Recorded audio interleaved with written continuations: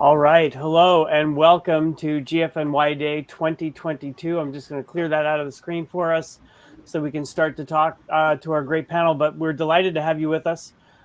We've got races. GFNY Alps Vaugeny is on its way next week. 2 weeks ago was Bali, GFNY Bali, and that was the 100th edition of GFNY just completed. And so amazing, even more amazing, the GFNY calendar is in full flight. It's continuing to expand. And so we're going to discuss that along with our distinguished panel of organizers a little later on. But first, welcome to our GFNY Day virtual conference. A few things to note in the interface. On the right-hand side, you can see that there's chat. There's a place where you can submit questions to some of the panelists. There'll be some polls that will pop up to find out what you're thinking. In the chat, feel free to give a shout out to anybody else that you see online, but keep it clean, keep it friendly and appropriate so that everybody can enjoy. This has been a banner year for GFNY. So with so many races already in the finish column and so many more to go, the Southern Hemisphere is really cleared for takeoff now to carry us through the fall and winter. Southeast Asia, Mexico, South America are ready to take the reins as the dog days of August make their way to the exit here in the Northern Hemisphere. And we start to see old man winter start to settle in here in the USA. So there's more races than ever, more places than ever, more chances to create the GFNY experience that you'll never forget. So today, it's all about telling you how to do that, how to ride your first GFNY, what's on the calendar. And if you stay tuned over the next few hours, you can even see it in Spanish. We'll also start to explore. We've been exploring what's happening in Europe. We've been exploring what's happening in Southeast Asia last evening here in New York time. And we're going to see what's going to happen as 2022 comes to a close and 2023 kicks off. So hopefully you've gotten a ride in. I've seen a lot of photos. I've seen a lot of video. There are a lot of people out on the road today, and it was really, really great to see. So stay with us. Let's have some fun and celebrate. First, let's meet our first panel. Our first panel, we've got Heather Shapiro, GFNY finisher and cyclist. We've got Vito Valentini, GFNY coach, member of Grupo Sportivo GFNY. We've got Uli Flume, founder of GFNY, and Noel Quintero, multi-finisher from GFNY Puerto Rico. And Paulina Allen has joined us. But Paulina, we're going to bring you back a little later on in the program to talk about, it's okay, about GFNY NYC. We're going to talk about my first GFNY now, but we're glad you're here, and we're glad to have you here today. So I'm going to just pop you off, and we'll bring you back on later. Okay, so let's get started, gang. I'm happy to have you all here. So let's just start by going around and finding out from each of you what was your first, or where was your first GFNY, and what were your expectations going into that? So let's start with you, Heather, because you're on my top left right now. All right, yeah, hi. So I went right straight to the New York City World Championship for my first race for GF New York, and what an experience. I mean, for me, it checked the box in so many ways, as I knew I was going to be set up for a challenge, right? But it was also the experience. That's what drew me to the race of the New York City World Champion GF New York. Being able to ride my bike with like-minded individuals, and it also provides the platform to be able to meet people along the way that all have the same common interest. I mean, whether you're racing your bike that day, or if you're just there to get the experience of GF New York, there's something for everybody on that day. And it definitely was a full-rounded, challenging, great experience. Fantastic. Thank you, Heather. Maestro Vito Valentini, you've been around GFNY for many, many years. And I'm not saying that for the reason that you think that I'm saying that, or that you will definitely joke that I am saying that. But you had to start somewhere. So tell us what your first GFNY experience was like.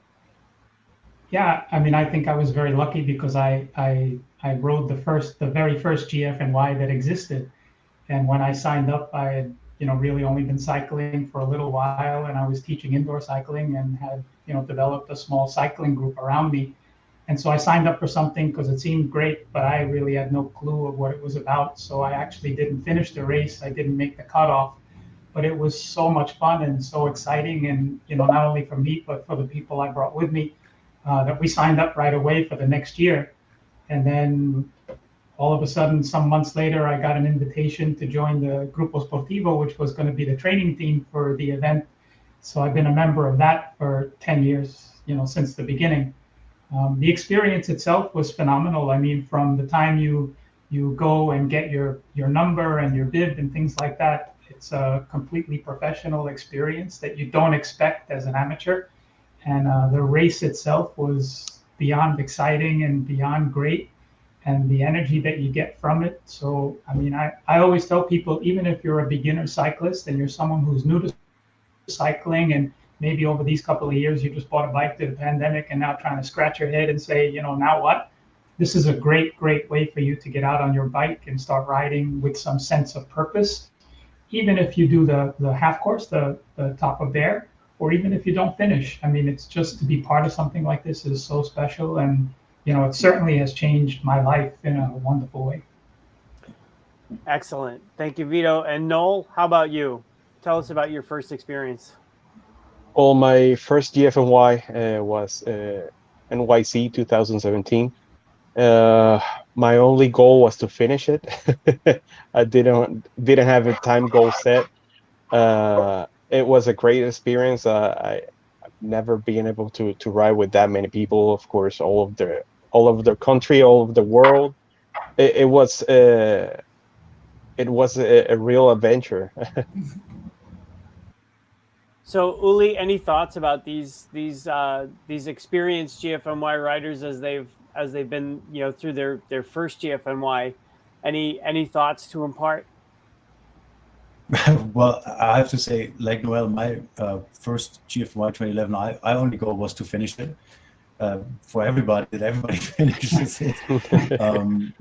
In a while, I just remember doing it, and for me, it was a dream come true. I've been a paper shuffler in my life before, where you don't see results like you see 2,000 riders as it was in 2011 at the start line. Tears in my eyes, and the biggest party I've ever organized. Not that I've been a party organizer before at all, or a party animal or anything.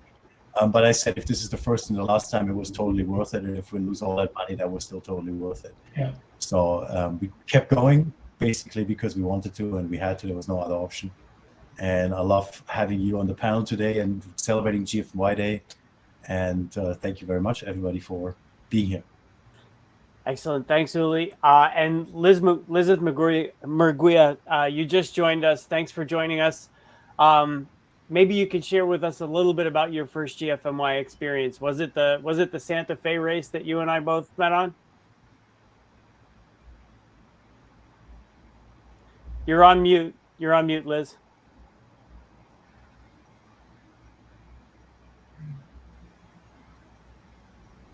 Sorry, yes, Santa Fe was my first one. It's the closest one here from El Paso. You're far from most of the other races. So we're like 4 hours. And it was a great experience. It was a great challenge. It's hard for us because we don't have a lot of places to do some hills to train for, but it was awesome. The view, everything was perfect. But it was a great challenge and a great experience. From there, I got in love with Gran Fondos and wine.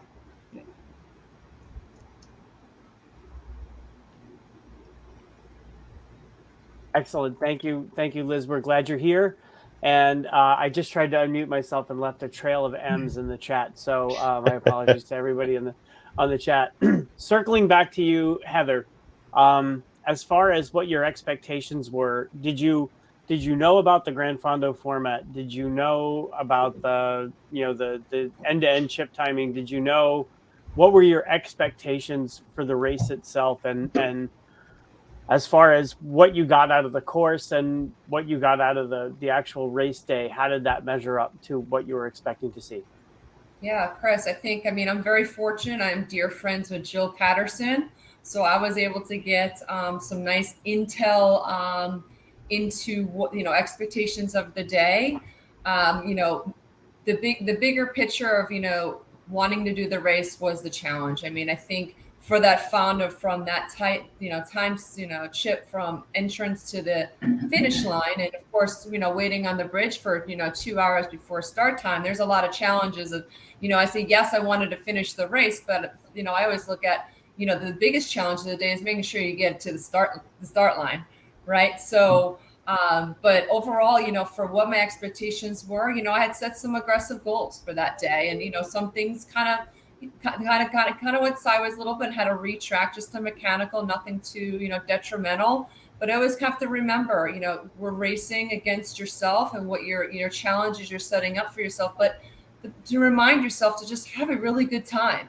And that is the one thing that, there were aggressive racers on that day. I mean, there are people of all levels of riding, so it's encouraged for all, but those, like myself that wanted to race, you have a squad of people that want to race with you. And there's just a community. As soon as we get on those two wheels and we're racing that New York City World Champion race, we want to get to the finish. And everybody pushes one another. It is extremely well organized. There wasn't one point of that race that I felt not safe, because you realize this, of course, goes through New York City. It goes through busy roads through New Jersey. And so, the expectations going in was, I had high expectations. They were exceeded for the amount of the execution from the moment you cross off that bridge and get to the end. So I am excited about doing that race again this upcoming year. But I definitely want to check out some other ones internationally as well with the team. Great. We're going to circle back around to talk about how your attitudes toward training might have changed after the first one. So so just hold that thought right there. Maestro Vito, your expectations were vastly different from what you ended up with. So tell us a little bit about that. Yeah, I mean, actually, I didn't even have an idea of what my expectation would be, except to participate in an event that seemed to me, I used to run when I was, some years back, and I thought to myself, this seems like what I'll call the equivalent of a marathon, except cycling. But also, I was trying to get more people engaged in the idea of cycling. And so, this event gives you a sense of purpose, no matter what your level is. So if you're brand new, your sense of purpose is, let me see, can I make it to the top of Bear within the time limit? If you're a racer, like some of the people that join us really are, then it's, let me see if I can break the 4-hour mark in order to finish, like a really strong race. My own expectations have changed over time, because when I first started, it was just really to participate and do well. And then as I started training and also coaching, then I, had different expectations of myself in order to be able to do certain times and be able to do certain climbs a little better. And now my expectations, even though I'd like to be able to do a good finish at some point, but it's more about getting people involved and seeing how well they can do, and then how that really carries them through, an entire year, whether they're able to go to 4 or 5 or 6 GFNY events, or whether they just continue to participate in group rides locally and, maintain their health and their balance and things like that. So, right now my expectation is more about involving people, getting people on the cycling course, giving them a sense of purpose to sign up for GFNY New York or some of the others if they have the opportunity to travel. That's really more what it's about for me. Excellent. Maybe thank you, Vito.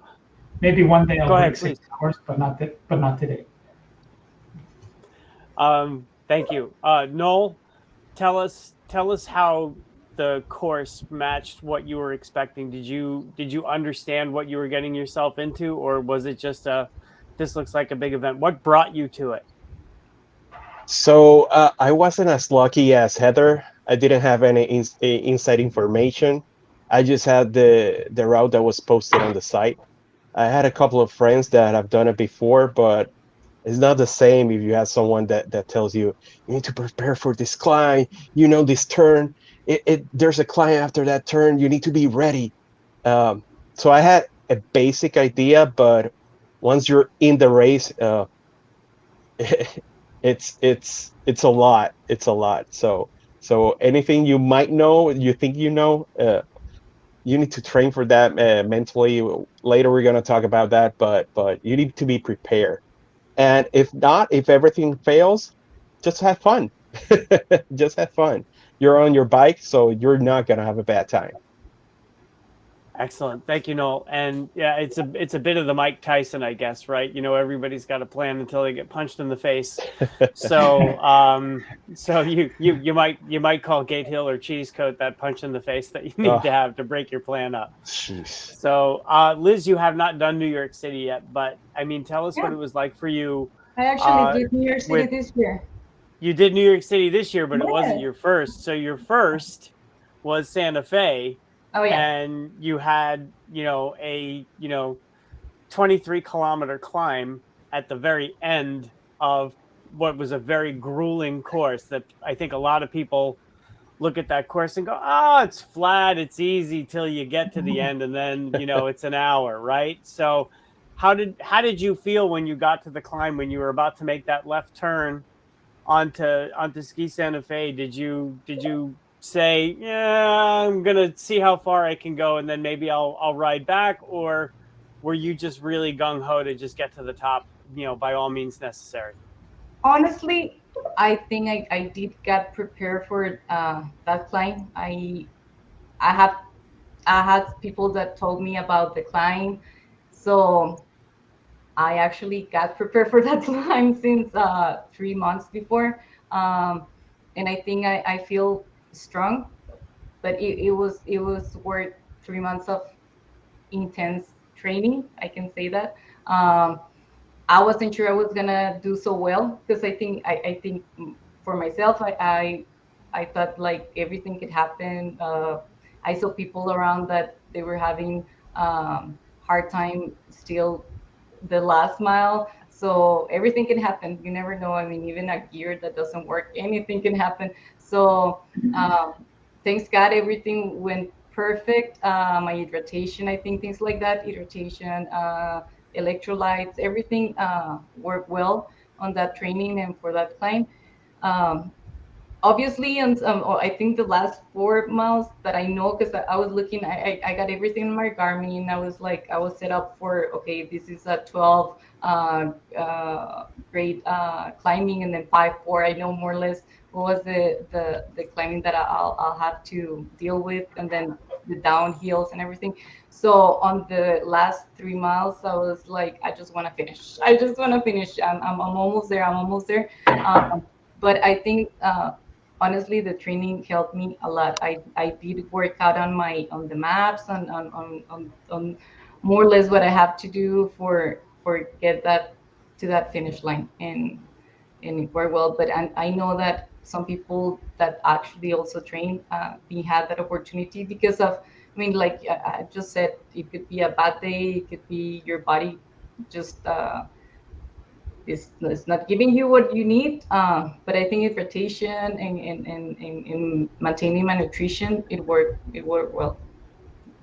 Okay, great. And I think we can probably circle back to that later on to find out how it compared to the New York City course for you, but I won't put you on the spot like that yet. So so circling back around, Heather, your mental preparation for the race, aside from the physical training and all of that, how did you mentally prepare for what was going to be your first race like this? Was this your first race, or was this just the first GFNY race that you did?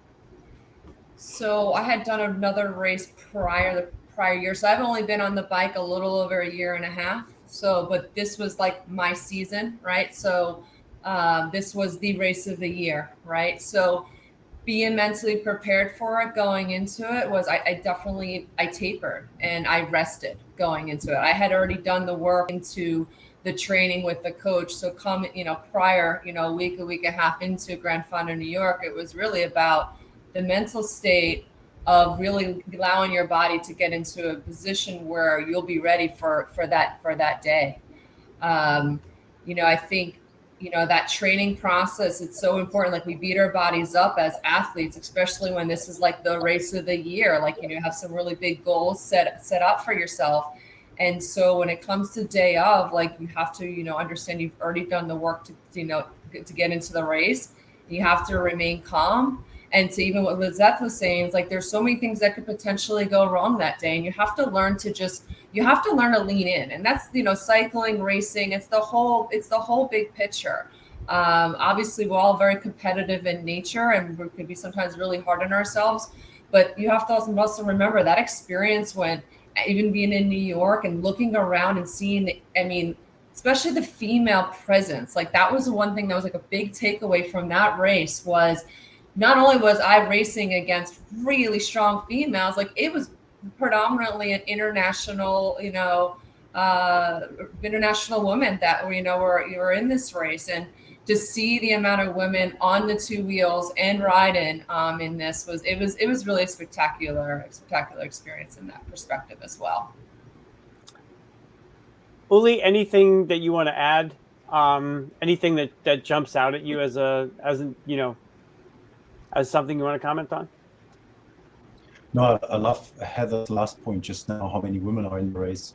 How many, it's not 50-50. It's obviously, I think there's still a lot more to do for women to get on a bike. There's still hurdles that need to get taken away, because I see how much fun it is with my wife. Even my sister that says she would never ever sit on a bike until my brother-in-law just bought one, and now for 2 or 3 years she's riding now. And today at GFNY she participated, and I get her to New York one day. She's too nervous to race, but she definitely has the fitness. I think that's great. In Europe, you see very, very few women participate. In Asia, we see a lot of them, very young also. So it's very interesting to see the demographics from around the world. And with the New York race, you just don't have like your average American race where women's participation is good, but not that great. We get a lot of Latin Americans and a lot of women riding the bikes there in Colombia and in Mexico, which makes for a great atmosphere. I don't want to just ride dudes, to be honest. I think it's great. And also for the women, it's great to have a lot of men around them also to work with them and be used to be around women, and not just like the odd woman in between, and many men not knowing how to deal with that. So that's a great thing about New York. So, as a woman, it's a really approachable event.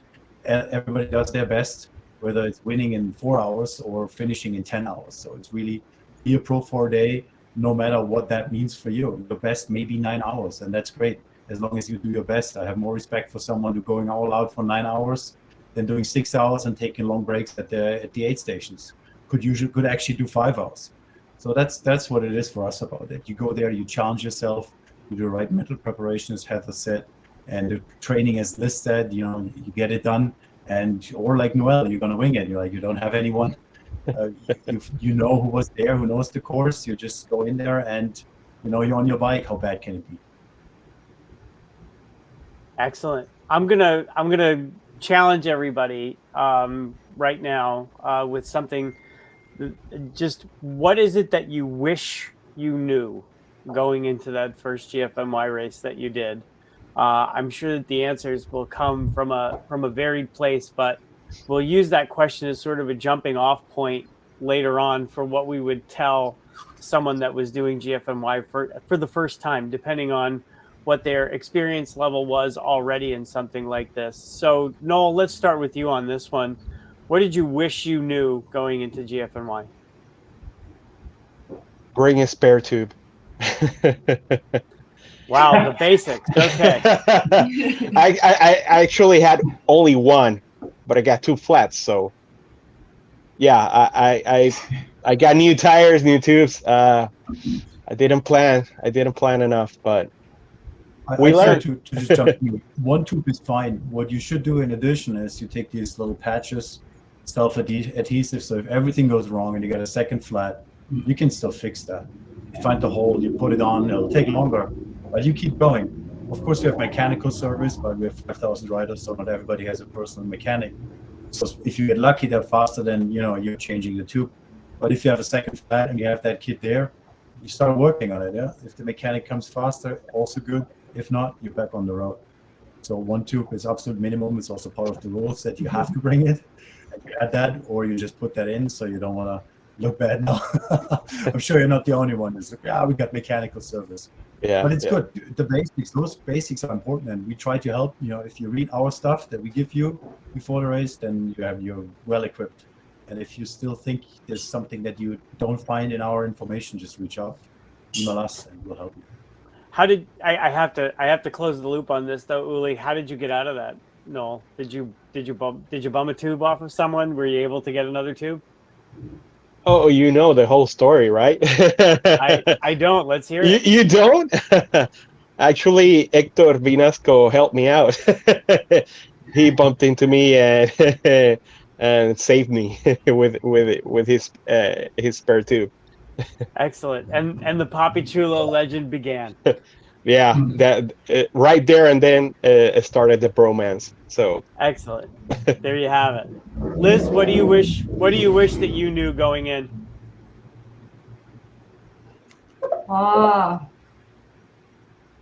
Where was the finish line exactly? I mean, I was expecting that whole 15 miles of hill, but there was a point that I was like, where is this gonna? Even I could see my map, but I rather sometimes like go through the route, more or less like, okay, it's gonna be like this. It's gonna be close to, I don't know the route. Maybe you feel like I know where it's gonna be, that finish line, not be just expecting and seeing the map and looking at the map just like.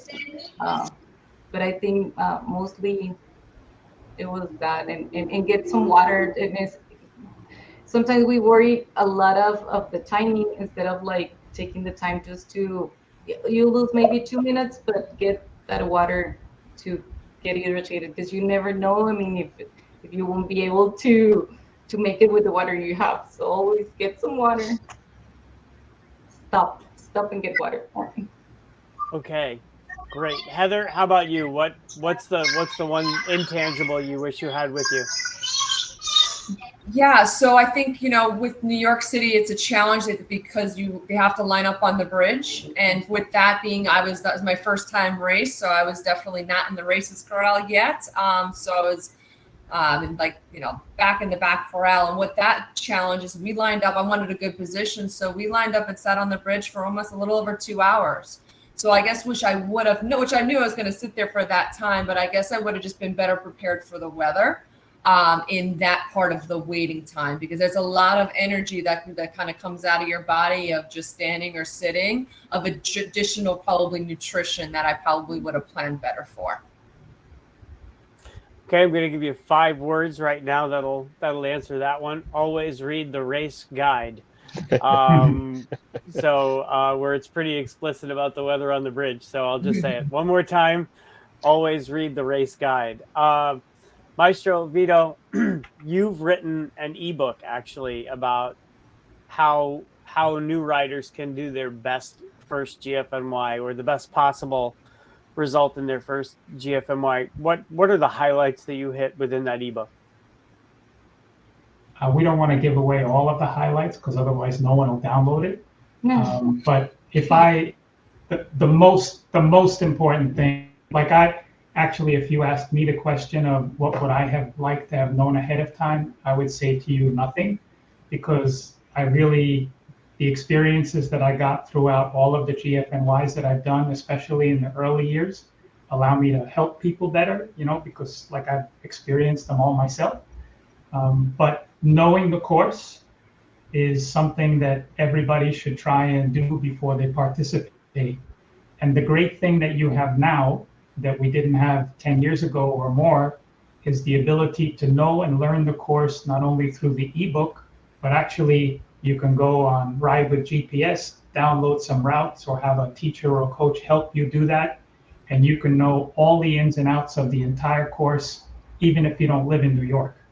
And I think that that's an advantage that people have now that, we didn't have even 10 years ago. So knowing the course is the most important thing that you can do, in my opinion. Okay, great. I think many of us will be traveling to what would be our first GFNY, right? Unless you live in New York, you do the New York race, or you live in Grenoble and you're just going to drive over to Vaugeny on the night before. So most of us are probably going to at some point travel to their first GFNY. So what are the lessons you learned about traveling in that first race that have helped you sort of evolve your setup? Let's start with you, Noel, because you've done it a few times. You were on the 2018 European Double. Yes. Actually, get get a good bike bag, because there are a lot of bike bags out there. A lot of cheap ones. You might want to avoid them and pack the bag the best you can. And always, for me, I learned that for my bike, there it's not that easy to get a hanger for my bike, so I always bring a spare one. Okay, great. I think I'm gonna pop up a poll right now for everybody that might be watching, um, just to ask about traveling with your bike, and if you travel with your bike, and then we'll publish another one later about how comfortable you are with your bike, or whether you prefer to rent, which I think I would recommend against. Heather, any travel tips, lessons that you learned so far? I mean, you I didn't have to travel as far, right? I didn't, but I do travel a lot just for personal travel with the bike. So I've had some experience. I think, we can't always rely on where we're staying for nutrition, especially for morning of. So I'm always one to make sure I'm bringing extra oatmeal or any kind of breakfast essentials, because again, you don't know what you're walking into. So to make sure you have your own nutrition.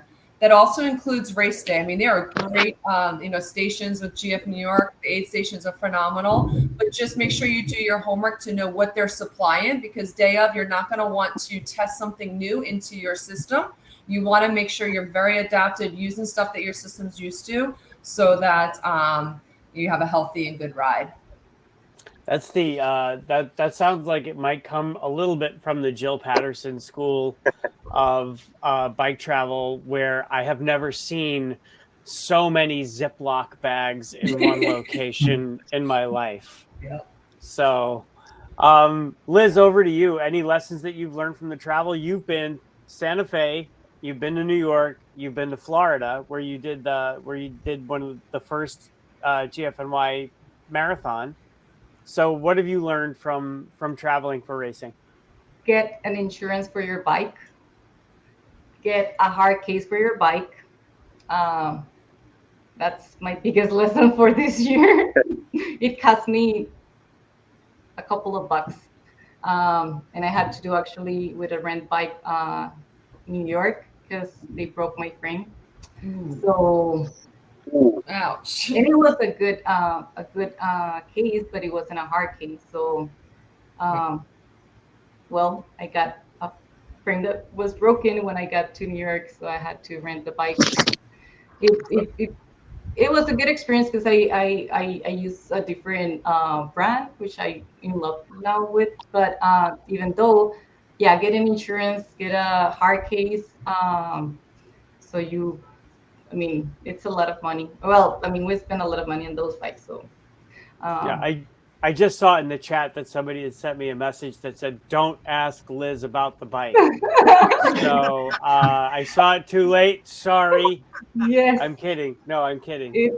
yeah, I can start like crying right now, but no, I try to calm myself down. So then, as far as the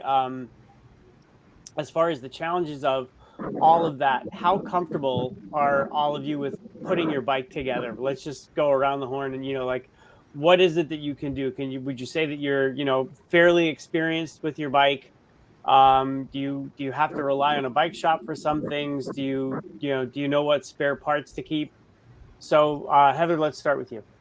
Yeah, that's been a lot of trial and error and asking a lot of questions along the way. I'm very fortunate to have a great community of friends that have taught me along the way, and also, self teaching and taking the time. I think one thing I was really worried about with Grand Fondo New York was getting a flat. So I mean, I'd spend time before the race just learning how to change a flat quicker, right?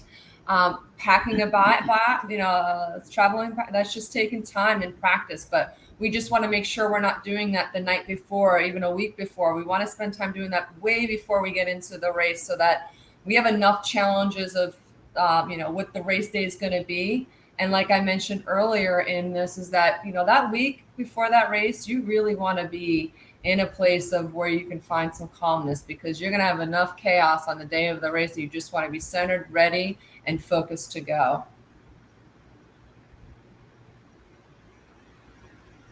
Super. I know that the first time I ever had to put my bike in a box, it took me probably about 3 hours just to figure out how to get my pedals off. And then once I learned the lesson of having the right tool for the right job, it all got a whole lot easier after that. But as bikes evolved, yeah, some of us got into situations that we really didn't know a way out of. So we ended up at a bike shop in France, and that's another story. So Noel, how about yourself? How are you with your bike? How, you know, what have you learned about taking care of your bike, you know, for travel? For example, with my bike case, I need only to remove the pedals and the handlebars. So that's as much as I had to do with my bike bag, but I tend to dismount the rear mech because that gets banged up a lot.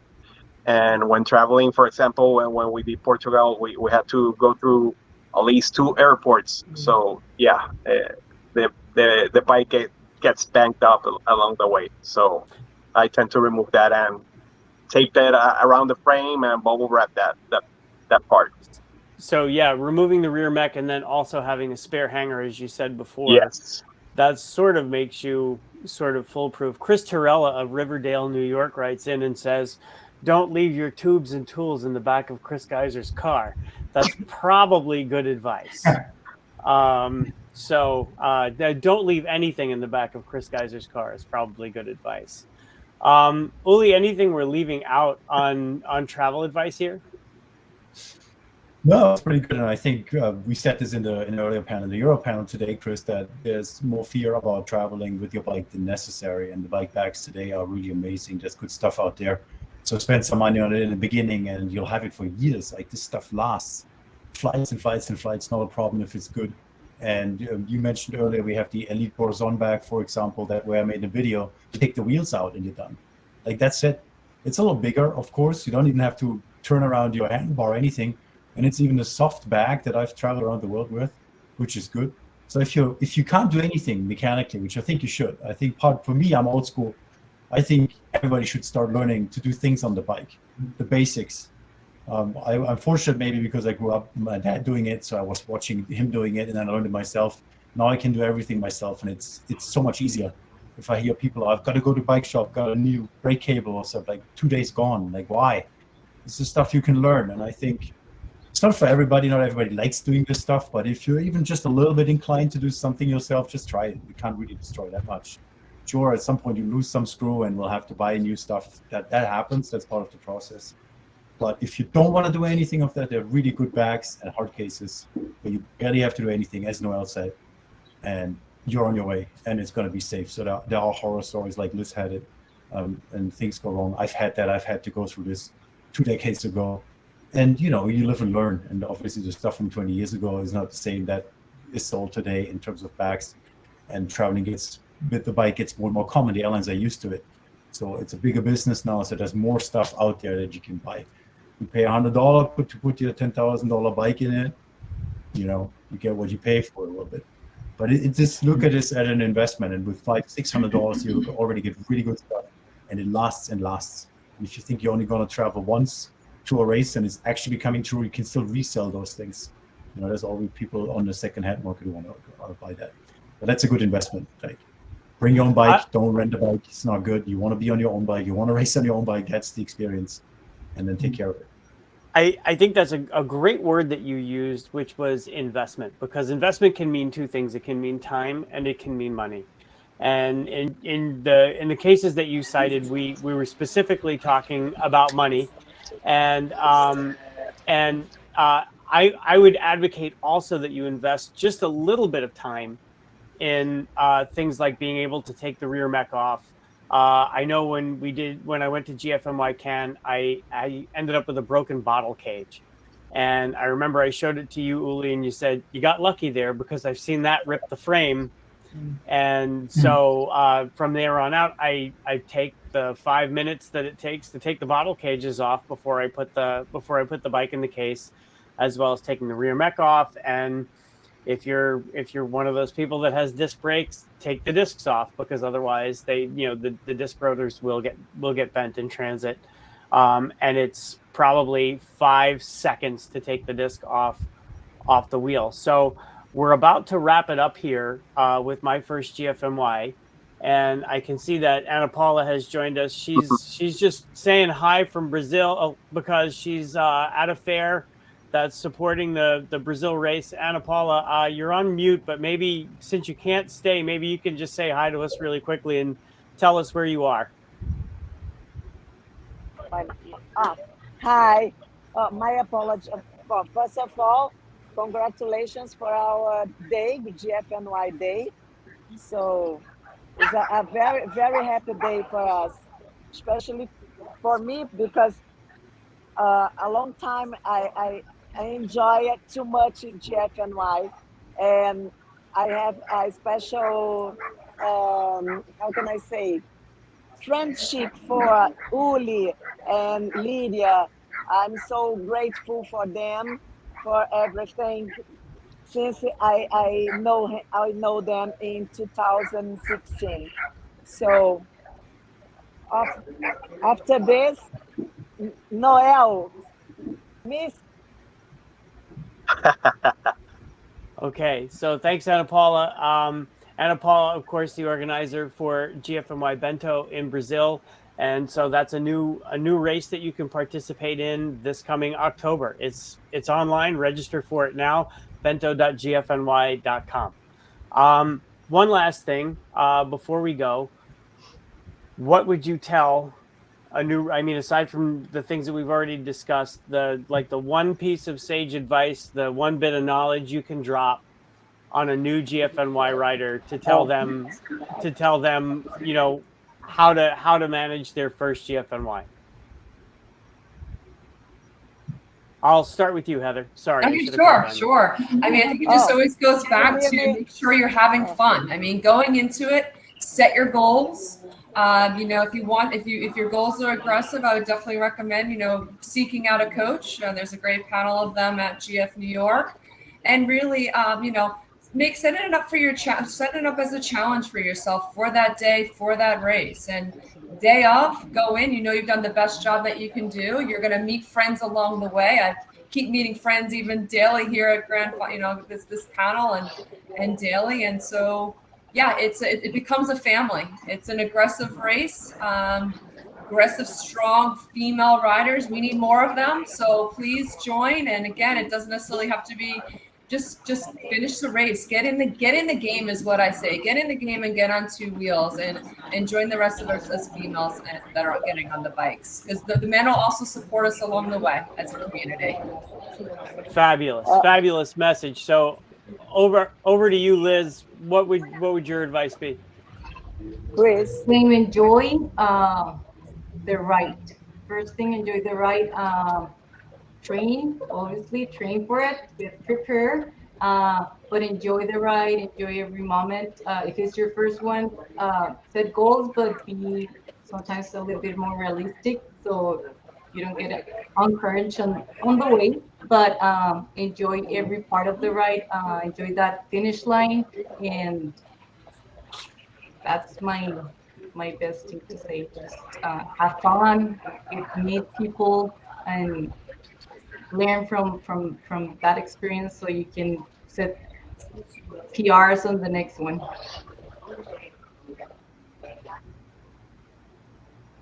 You're mute. We just lost her. I was going to say, Ana Paula, we have limited time, so I know she wants to tell us about GFNY Bento real quick, but Vito, here she is. Ana Paula, okay. Vito, what would your advice be to a first-time GFNY rider? Something that you wish you knew, or something that you would just tell them? Yeah, I think for a first-time rider, I would say to them that if you haven't been a racer before, if you're someone who is what I call someone who's riding a bike because of the enjoyment and want to better your life, I would say that you should try and participate in all the group rides that we offer, or do the group rides if you're from out of town, do them, locally where you are. Try and get as much time on the bicycle as you can, because there's no substitute for time on the bike. And you should really do the first event that you do. I probably wouldn't start setting goals of time as much as I would try and start setting goals of participation and see how well you can do in all the sections of the ride. But again, try and prepare yourself as much as possible specifically for the event itself by reading the books that we offer, getting a teacher or a coach if that's available to you, and ride your bike and enjoy yourself as much as you can. And then once you have that experience of the first year under your belt, sign up, the second day after the event so that you can get the lowest price and go and kill the second year. That's what I would do for sure. Excellent. Ana Paula, you've got 2 minutes. Can you tell us about GFNY Bento really quick? Off mute.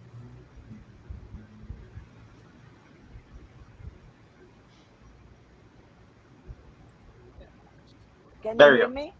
Yes, there we go. So, Bento is known as a Brazilian Tuscane because it's a very special region and very beautiful. So, I think everybody will enjoy too much with us.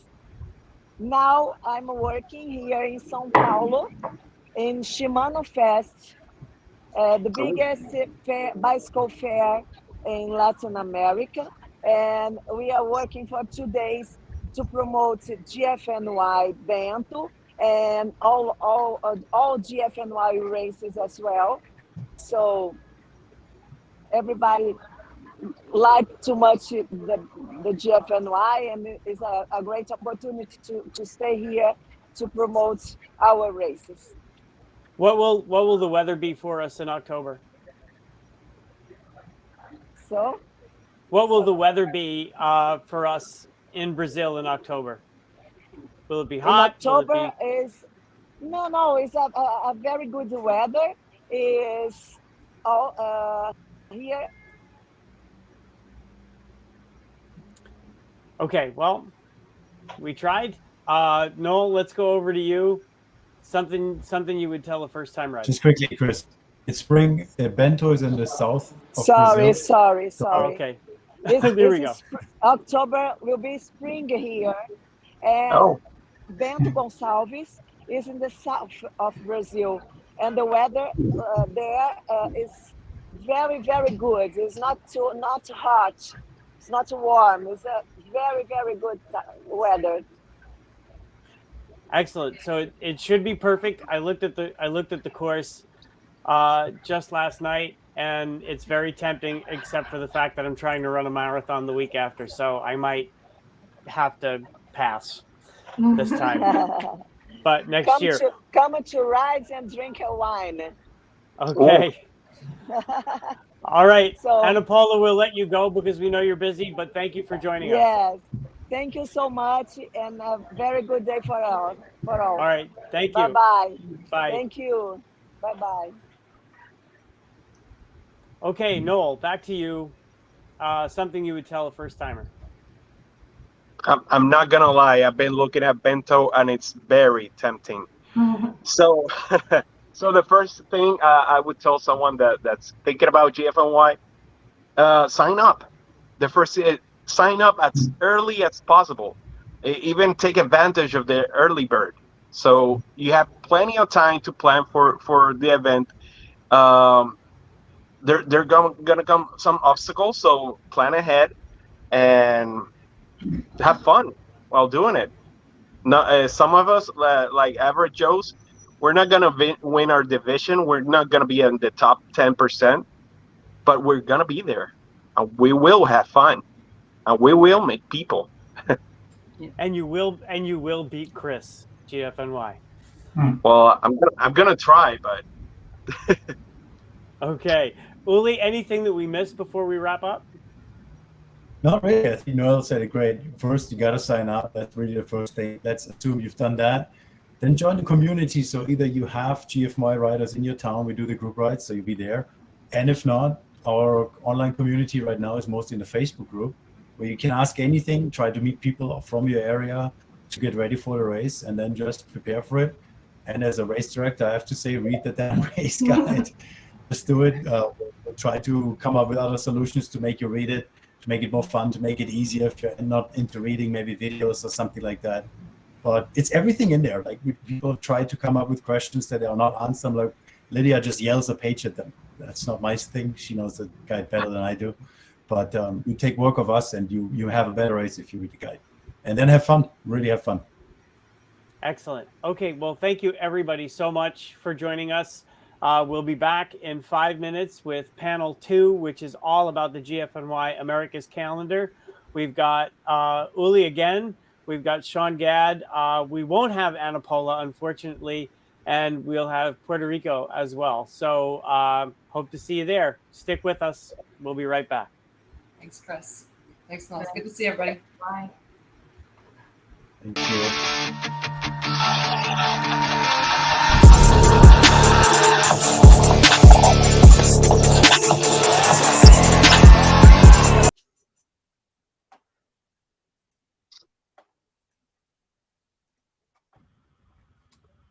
So Chris, do you need to stick around, or?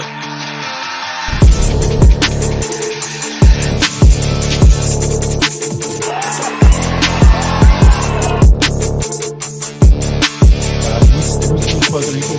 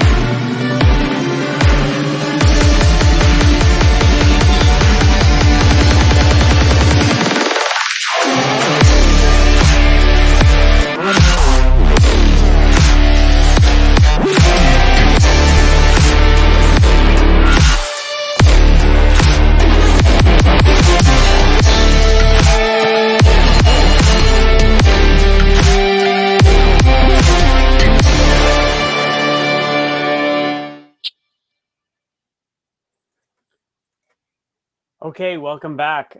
We've got our America's organizers, or some of them, with us right now, including GFNY founder Uli Flum. We've got Sean Gadd, who is the organizer of GFNY Mexico, as well as, welcome back to the GFNY family, Colombia, and Sandra Fernandez, GFNY Puerto Rico. We're very happy. Everybody is just all keyed up about GFNY Puerto Rico. I have never gotten so many requests to borrow my bike cases as I have since the Puerto Rico website was published. So it's great to see you all.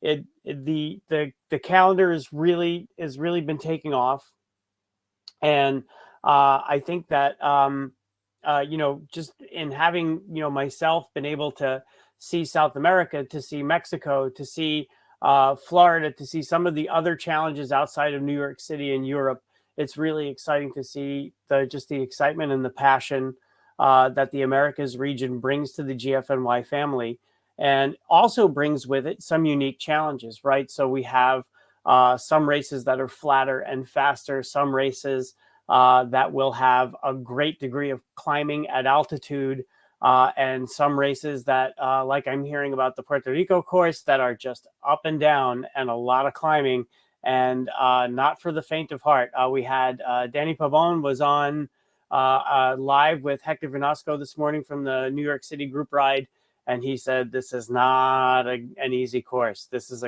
a really good, challenging course. So we're really happy to have that. And in addition to that, I feel like every weekend I wake up and forget that there's another race going on in Mexico. So somehow somehow Sean's got 52 races going, because every weekend it feels like there's a race going on in Mexico. So why don't we start there with you, Sean? Tell us what you have cooking. Cooking? Well, right now I ordered some shrimp tacos, so they should be arriving very soon. But cooking, we just came back from Oaxaca, which I literally just got off the airplane about 20 minutes ago. So I rushed to be at this conference because I'm jealous that everyone is riding today, and I wanted to be a part of it. The race over there was amazing. I can say that since you were just speaking about all the routes and the courses, that is not only a challenging course because you have a very nice climb at the end of the race, but a gorgeous route through the Mezcal Valley, through the Sierra mountain region of Oaxaca. It was a lot of fun over there. I think that's a must-do race on anyone's calendar if you want to really have an amazing vacation. If you want to have probably the best culinary experience of your life. I don't think every restaurant we went to, one was better than the other. It never disappointed. It was incredible. So we completed that race. We had around 1,300 riders over there. It was an international field. We had even from Colombia arrived. They made it to the podium. Jonathan got third place. Miguel Arroyo got first place. And our own Flavio got second place, which was really cool. Miguel and Flavio were fighting to the end. I mean, as soon as they saw the 5K mark to the finish line, they were just attacking left and right, which was really fun to watch.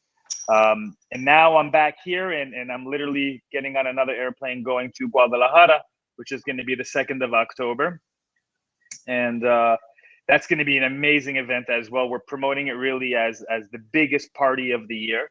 And we're pulling out all the stops over there. We're really making sure that once you cross that finish line, we don't care what energy you have left over. We're going to squeeze it out of you and make sure you party with us. So that's going to be a lot of fun. So maybe I'll just go out on a limb here and say that Cozumel has always stood out as the biggest party on two wheels for its duration, with the biggest challenge not necessarily being the king of the wind competition, but making sure that you don't show up to the start line hungover from the night before. But I joke, I kid. But tell us, what are the terrain challenges of Guadalajara? That sounds really exciting. Well, it's a flat course to start it off. It's about 135K for the full distance. It's very technical. You're going to be, I wouldn't say it's like crit technical, but you're going to have to be very good in your cornering skills and handling all the tight turns. It's going to be very scenic. We're going through the historic center of Guadalajara downtown. We're going past a bunch of beautiful cathedrals and glorietas, you call them. And it's more of a technical race than it is a race that is going to demand you to be climbing and focusing on getting to the top of the mountain. This is going to be similar to Cozumel without the wind, but a very fast course. The race itself starts in Akron Stadium, which is if you're familiar with the football teams in Mexico, that's where the Chivas football team plays. So we're starting right at the Chivas Stadium. The finish area, start area, the expo, everything is going to be over there in that stadium. Even the press conference, they're giving us where the football team does their press conferences. They're going to give us that room to do the conferences there as well. But as far as the course is concerned, you're looking at a very fast race. And for those that are looking to win a race like that, the advantages are going to be in how good you are in cornering skills. That's what I would say, because there's a lot of turns, and the last turn to the finish is kind of similar to Cozumel, where you make that last left turn and you have a good, let's say, 100 meters to the finish. But if you don't take that last turn correctly, that can make or break your whole race. Okay, super. I'm going to pop over to Puerto Rico. Sandra, it's great to meet you. It's great to see you. Thanks for joining us. I just looked while we were talking. I looked at the course, the long course for Puerto Rico, and it looks like I could cut bread with it. It's so sharp, a little bit like an EKG or a bad EKG maybe. So maybe tell us about how challenging the course is for Puerto Rico. When thinking about bringing GFNY to Puerto Rico, we wanted to do something different. So we're starting from the most iconic resort in the Caribbean, El Conquistador Resort, situated on the east side of the island. And we wanted to roam through the El Yunque National Rainforest. We wanted to go to the beaches, through the mountains. So it's a very intense course. We just rode it last Friday again to go over the roads and check that everything was okay. And everybody says it's intense, but we wanted to make an intense Puerto Rican experience with a full party when we're done and celebrate you coming back from it. Okay, so Sean, you've got competition. So we'll see how everybody feels after they're done with all that climbing, though. That's going to be the difference. So it's going to be Sandra, a lot of climbing, and the last 2 minutes climbing back into the resort will be the last where you have to give it your all. So as you got this race together, and as you got together with GFNY, what was it about the values of your perspective on racing that aligned so much with GFNY's values? We were looking for sports to bring sports event into the island that had a worldwide recognition factor. And then we got in tune with GFNY and noticed how many of us Puerto Ricans go to the GFNY around the world. So we wanted to bring it back home and start it here and have the opportunity to spot the island as a perfect place to have a GFNY race every year. Excellent. So this will be the first one in October. The weather should be absolutely perfect. Amazing. Okay, and it's not a long course, but it's definitely got its share of climbing on it. It has a share of climbing on it. As you're stating, we're going to go through the only national rainforest in the Caribbean. So we're going to travel through that. We're going to travel through the mountains of Naguagua, which is another town that we're going to pass. We pass through 4 towns to get from Fajardo down to Macau and come back. And it's also the hottest part of the island for us. The east side is always hotter. So it should be around 80-something degrees when we do this ride. Okay, super. Uli, anything to add about Mexico, Colombia, Puerto Rico? I always have a lot to add, of course. Great to see Sean, that he made it off the plane to be part of the conference, and looking forward to that fast race in Guadalajara. And I have to add to Sandra, because Puerto Rico, Fajardo especially, is very important for Lydia and for me, because we spent a whole winter there to stay in shape, to get in shape, to ride there. So we helped draw that course because we were riding on those roads the whole time we were there. We never rode long. We rode 2 to 3 hours, 3 to 4 times a day. And man, we were in shape after that winter. It was incredible. We didn't really realize it because it is hard. It's hard there. But that's what GFY should be like. This is not a race where you come and just, cash it in. It's easy. This is something where you prepare for. And once you're finished, you know what you've done, and you're going to be very proud of yourself. And it's not going to come easy. And Sandra mentioned the last 2 miles or back to the hotel. And I just remembered again that actually it's like, how steep is that road for this short section? Is 20%. I remember being at a restaurant there once, which was like, we were living off that steep climb, but get to the hotel. I mean, that's going to be phenomenal to just have to climb this at the end of the whole race. So Puerto Rico, definitely something we're going to be looking forward to, together with all the other experiences that are going to happen this fall. I would like to talk to a little bit about Ecuador later, if we get to that, Chris, but I'll let you take the reins of the moderation here. We can talk about Ecuador all you want. Also, if anybody Spanish speaking wants to tune in later, Elena Nolasco will be on the Latam session at 4:30 Central Time. So feel free to drop in on that if you want to hear more about GFNY Ecuador. That doesn't mean that we can't talk about it here. I want to go back to Colombia, though, for a moment, because it looks like the GFNY Bogota was hugely successful, had a huge turnout. It was a little bit, from what I could tell, of a foggy day, but it didn't seem to dampen anybody's effort. So tell us how the race went, Sean. How was it to be back and to have GFNY back in Colombia where it belongs?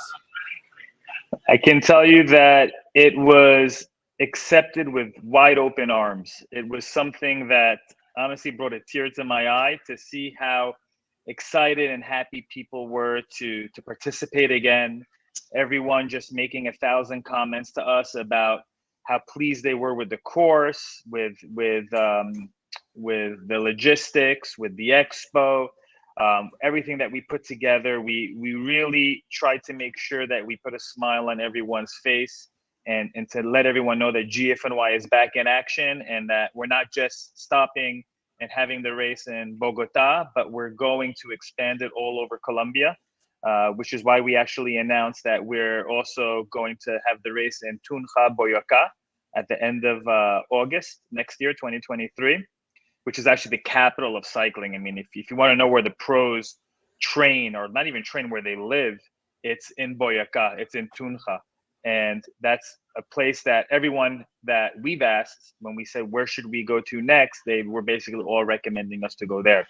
So long story short, the mayor of the town and the state government sent us video invitations, literally sent me WhatsApps inviting me to come, and they flew to Bogota to sit down with us. We closed the deal very quickly with them, and that's going to be next year.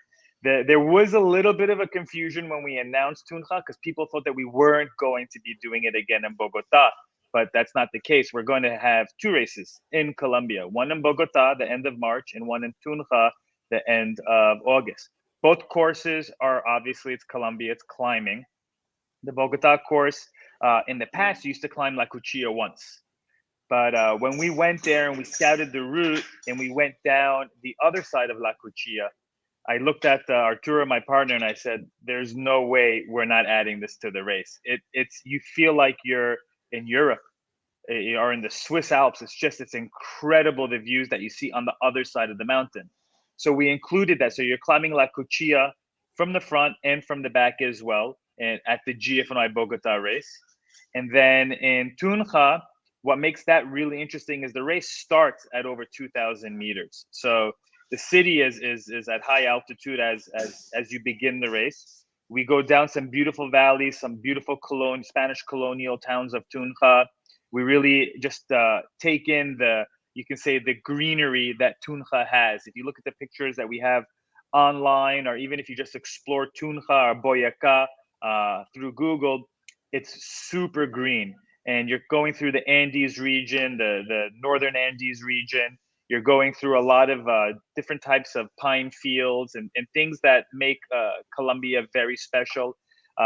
Boyacá is actually also where they mine emeralds. So we're not going through the emerald mines, but you're going through a very rich state that that's where they grow their coffee. That's where they have their emeralds.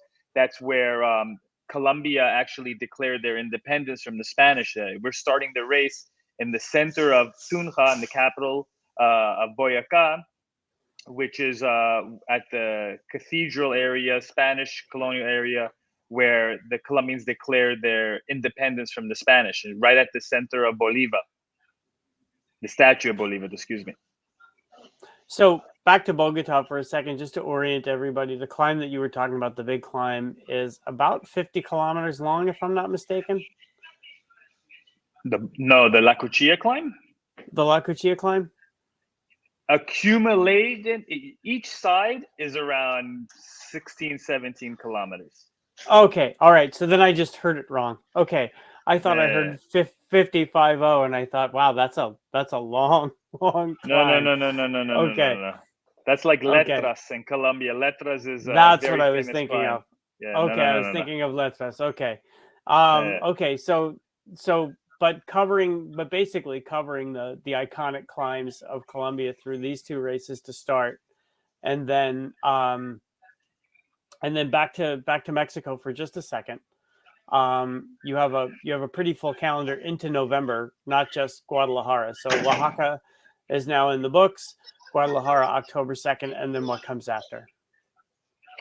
Then shortly after is Cozumel, which is the how do you say, the end of season party for everyone. You know, for those that didn't get any cycling in their legs, or that wants to just, you know, squeeze out the last drop of cycling that they have in their legs, or for those that just want to have an amazing vacation, that's you go to Cozumel.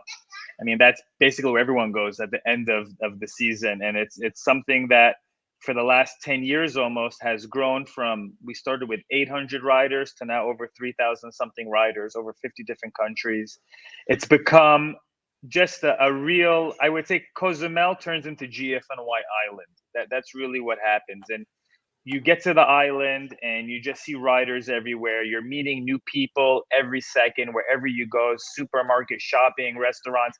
There's someone there that you're going to talk to that had that's going to the GFNY race, or that's with someone that's participating. It's a real fun experience for everyone. That they really make it a lot of fun. The experience is a lot of fun. The people that are welcoming you to the island are there, obviously welcoming you with open arms. And it basically becomes GFNY Island. That's what we call it. And it's something that after 10 years, we really have become synonymous for, if you're going, when you finish your race season, it's not really finished until you participate at GFNY Cozumel. But I will say, not so fast, because November 13th is actually the Latin American GFNY Super Sunday. In 2023, it looks like August 27th will be a Super Sunday with 3 races across the globe. But in November 13th of 2022, we have Cozumel, we have Chile, and we have Quito. So, Uli, do you want to talk about how those races came together to offer that sort of pan Latin America scope, if you will, of GFNY on that one day? You mean Chile, Quito, and Cozumel this year? Yeah, the big Super Sunday. Well, it's sort of like a traditional Cozumel weekend, which was the second GFNY outside New York in 2014. So they are where they are. Cozumel happens when it happens, and everybody else falls in line. And then Chile is, quite far away from Cozumel, and they also obviously have a full calendar in their spring, and it's already also a GFNY Classic.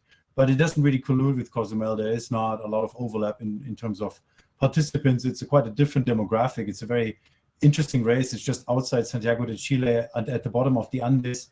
And instead of going into the Andes, you go to the Pacific Ocean, and you do back from the Pacific Ocean, you do El Tunquén, which is a terrible climb, like 2-3 kilometers long, 25% steep. It's absolutely incredible. Many of you must have seen Lydia climb this on social media a few years ago. It's made the rounds, had over 1 million views. It was like one of those curiosities. So Chile, amazing race. Definitely one to do if you want to go very far south in South America. And then the new one, we're going to be in Quito, in the capital of Ecuador. And as you can imagine, the capital has a lot of other events going on. So it's not like, well, sorry, we have Cozumel that week. Can we do a week later? That wouldn't fly. So if you have been to the Quito, to the capital of Ecuador at altitude, it's also a fascinating place to be. I really loved it. We went there just before the pandemic to scout it out after doing GFNY in Ecuador. And we're really looking forward to doing it, to hold it the first race through the city. And they have also like a terrible cobblestone climb back into the city. This was the race that if I look at 22 and I said, if I can do only one, I love all my kids, but that's the one that I want to do. And it doesn't look like at this point that I can do it, but it's like just phenomenal. It's the capital of the country. So it's a huge place. We start in the heart of the city. We go through all the city. We go out of the city. We go into the nature and come back.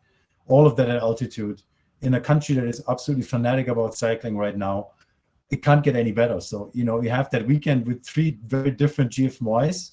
It's a tough call, but, everybody has their preferences. And between doing something at a high altitude and flat in Cozumel in the heat and the wind, or in South America near the Andes and near Santiago de Chile, I think very distinct. So it's at the end, you have your preferences and you know what to do. And then the next year you do the other one. Yeah. And I think that was really the point I was trying to make was it's just becoming a very typical GFNY thing, more races, more places, more experiences that you can create based on what your preferences are.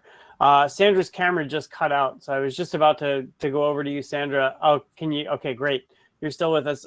So Sandra, please give us an idea of what the travel in and out of Puerto Rico is like. What are your recommendations for folks that are going to travel to that race? It's coming up pretty quickly here. Anybody that doesn't think it's not going to come around very quickly, it's August 21st already after all. So all of these races are really just around the corner. Tell us about what the travel will be like. Puerto Rico is really easy to get in and out. We're part of it. Yeah. Oh, go ahead, Sandra. No, I just wanted to say, because we get all the questions also, Sandra, when I land at the airport, how do I get to the race? That is the number one question. I land at the airport. Yes, how do I get to the race and where can I stay? Just that. Sure. It's really easy. As I was saying, it's really easy to come to Puerto Rico. We're part of the United States. We use the same currency. We're a Commonwealth of the States. So you don't need your passport to come down. We use the dollar. So everything, and everybody speaks Spanish and English in some sort of way. So you come into the island through our airport, International Airport at Carolina. And from there to the hotel is like a 35 minute ride. You can use any of the services like Uber or a taxi to get there. Or if you need a special assistant, you can just let us know through our website, through the GFNY website, and we can help you. But it's just about a 35 minute ride to where the race is going to be. As I told you before, the race is going to be at El Conquistador Resort, which is an iconic resort that was closed for many, many years after we got hit with the Hurricane Maria. And it just reopened its doors past May. So we're very excited to be able to host a race there. Awesome. So with that main sort of resort, I mean, you're pretty centrally located for all kinds of other things besides cycling. So if you want to bring family, you've got other things on offer. It is the perfect venue to bring your family down and have a great vacation. They have a complete water park inside their facilities. They own their own private island, Palomino Island, which is part of the resort. Obviously they have pools, they have a golf course, they have a spa, they have over 6 restaurants. Everything is included within this resort. If you don't want to stay in the resort for X or Y reason, obviously there's other hotels along the route, and there's also Airbnbs that you can do right near the race. We are hosting for our race that day a 4 a.m. Breakfast for all of those staying at the hotel. So it's part of the convenience of being at that part of the race. A hotel, if you're going to stay with us, well, you're going to get your breakfast before you go on the ride that morning. Okay, great. And then Sean, for you, for travel to Mexico, travel to Colombia, what advice do you have, especially for the 2 races that are coming up? For Zapopan, it's simple. You fly into Guadalajara. It's a huge international airport. Guadalajara is the 2nd largest city in Mexico, so most flights do fly there directly. If by chance you don't find a flight that goes direct, you can fly through Mexico City. And then you'll take we call like a puddle jumper from Mexico City to Guadalajara, which is like not even an hour flight. If you're going to Cozumel, you fly directly into either Cozumel from Miami, from Dallas, from Houston. New York, they have once a week as well. Or if not, you fly in through Cancun, which is super easy since every airline in the world right now is flying there.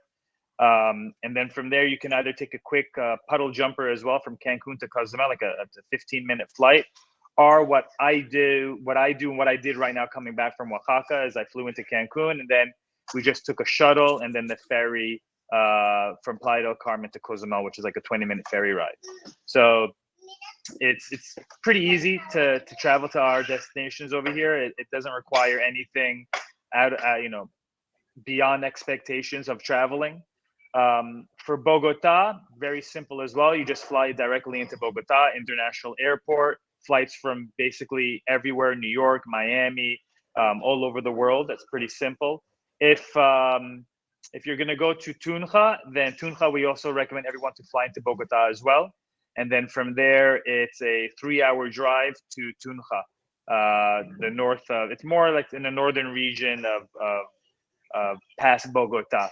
Once you go into Boyacá, which is the state that's adjacent to Cundinamarca, which is the state that Bogota is in. And then hotels, for me, Guadalajara is self-explanatory. It's a huge city. There's tons of hotels. If you go on our website, you'll see all the host hotels with the discount codes there for everyone to enjoy the special GFNY discounts while you're staying over there. For Cozumel, also on our website, we have all the different hotels that we recommend that are just, they know how to roll out the red carpet. There's mechanics in the hotel. They have super early morning breakfast for all the participants before they get to leave to their corals. They have special masseuses that they bring on site, or extra massage therapists they bring on site. They have special types of meals that are prepared, extra protein, extra carbs before the race, things like that. So they really know how to cater very, very well here on the island. I'm talking about Cozumel right now, on the island, to all the athletes that come. Today we just had the Mayan Man. Literally right now it's happening, and my partner Miguel just won the whole entire event, so that was pretty cool. But from there, it's Zapopan is going to be the same exact thing, which is Guadalajara. And Bogota will be very similar as far as any hotel that we work with. We tell them, look, if you want us to sign with you, this is what you have to give our athletes. Yes, yes, no, no. Very simple. If they don't want to adhere to that, then we don't sign them. It doesn't make a difference how beautiful the hotel really is. For us, what's important is that they take care of our athletes, that when they come with their bikes, there's someone there to help them put their bikes together, that when they come back from the race and they want to have a nice steak or burger or something that you're really craving after, a 100-mile ride, that it's available at the hotel if they don't feel like going to a restaurant or something like that. So traveling overall, it's something that we even have travel guides that we put together. So we have for Cozumel, you go on the website, you'll see we have a travel guide that we put together, which gives all the advice of not only how to get to the island, but as well as the tours that you can do here, the types of shopping that you can do, restaurants that we recommend, things like that. Because it's a full experience. At the end of the day, you're coming, we know, to do a one-day race, but really you're here for probably a week, maybe longer, maybe 4 days, whatever it is.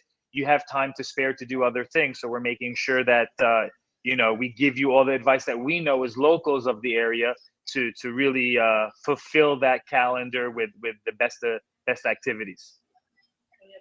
Excellent. And if you haven't already voted in our latest poll, my ideal GFNY destinations are, just take a look at that and let us know what you're thinking. Uli, you had talked about Quito already, but you had said earlier in the broadcast that you wanted to talk more about Ecuador. So tell us about what's going on in Ecuador, because Ecuador is kind of taken off all on its own.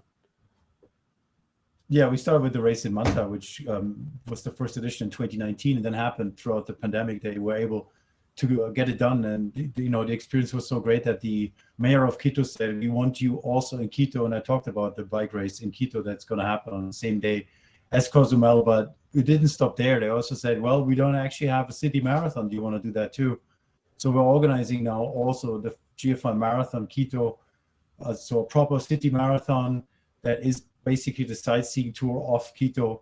You go through Quito, through all the landmarks, and get to run a marathon under the GFNY label, which, what it means. You get a good quality, you get an amazing singlet of good quality to run in, and, all what comes with the GFNY. So I know, most of us listening here are cyclists, but I've always also been a runner. I enjoy running. I like the simplicity of running. I know It's great. You can do it in any weather, rain, snow, it doesn't matter. You can travel with a pair of shoes and run wherever you want. You don't have to bring your bike.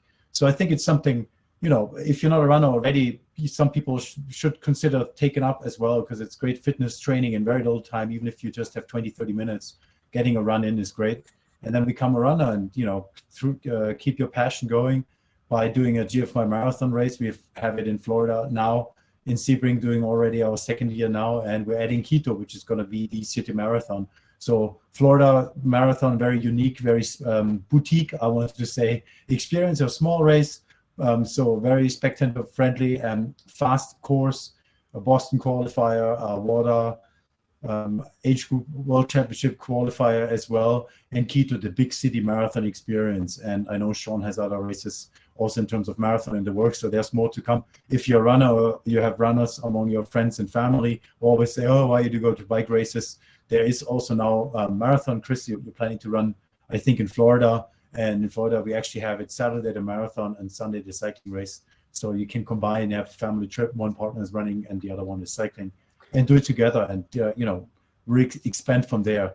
So that's what's happening in Quito with the marathon, and just in Ecuador now, 3 races this year. And Latin America, there's very few countries left where we're not as GFNY, and we love that. Latin America is really where we're home. Home away from home from New York. Some would say Latin America is more the home of GFNY than New York. The debate is open, I think, but we definitely love it. And the next panel or later conference, to say it right, Chris, in Spanish is going to be all about cycling in Latin America and Americas with GFNY under Luis Lemus. So if you speak and understand Spanish, tune in for that. It's going to be amazing. And that'll be 4:30 Central Time, so covering most of the Mexico time zones, most of the South America time zones.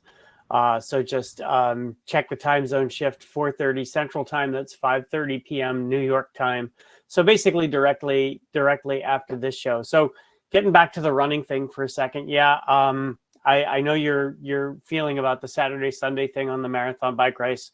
I will be my own partner for that in Florida, and we'll be doing the half marathon and then the full bike race. Or maybe at mile 12 or 13, I'll decide that I'm doing the full marathon and the half bike race. Either way, a number of people, Mike Benowitz, Matthias Van Aken, have told me that I need to get in the pool at the Residence Inn on Friday night so that I can complete my 3-day triathlon. So I'll be in the pool with my water wings, getting ready to, do 2 laps so that I can just say that I swam on Friday. Speaking of Americas, so Florida now is, this is going to be the 3rd edition of the bike race coming up in October. And then this year also have added Waco and Ann Arbor, Rockford coming next year. So what else might be cooking in the U.S., Uli? Always working on new races, and I think we need more on the East Coast. So that's a big focus now on the U.S. East Coast to have races there. So that's something to keep an eye out for next year. There is still some stuff that's coming, more races that we're going to do. And then all over South America and Central America, where there's also more races coming. So it's not going to get boring, but I always say don't wait for anything new popping up. So register now for everything that's there. That's what you can commit to, and when there's something else coming later, you can just add that to your portfolio as well. And Chris, before you waste your time at the pool, maybe in 2 years we have a triathlon, you just do that straight away. So focus on the run now. Let's keep it separate, and when we have a triathlon, you do that, because just paddling by yourself in a pool, I mean, if Matthias wants to stand there with a stopwatch, that's fine by me, but I prefer to keep it in a race, in a proper race. So you run your marathon or half and then do the bike race. I think that's going to be the better solution for you. Okay.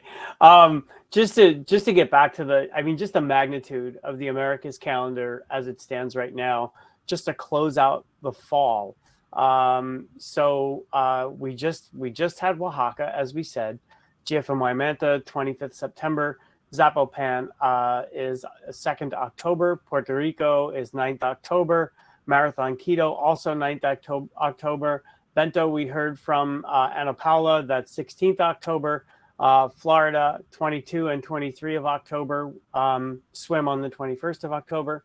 Panama City, 30th of October, Colonia in Uruguay, one that I've been dying to get to, 6th of November, Chile, 13th November, Quito, 13th November, Cozumel, 13th November.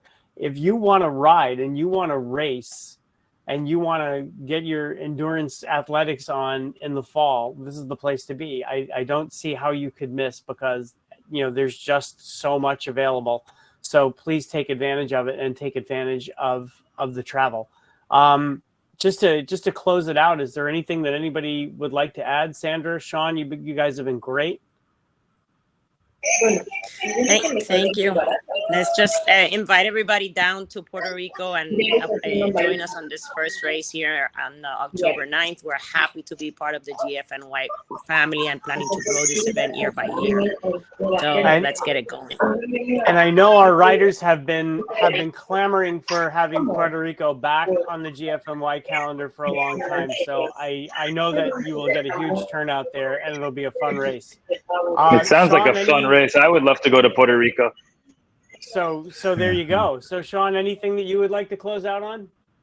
Just for everyone, make your way down to Mexico or to Colombia. This is it's a lot of fun. We enjoy hosting everyone all the time.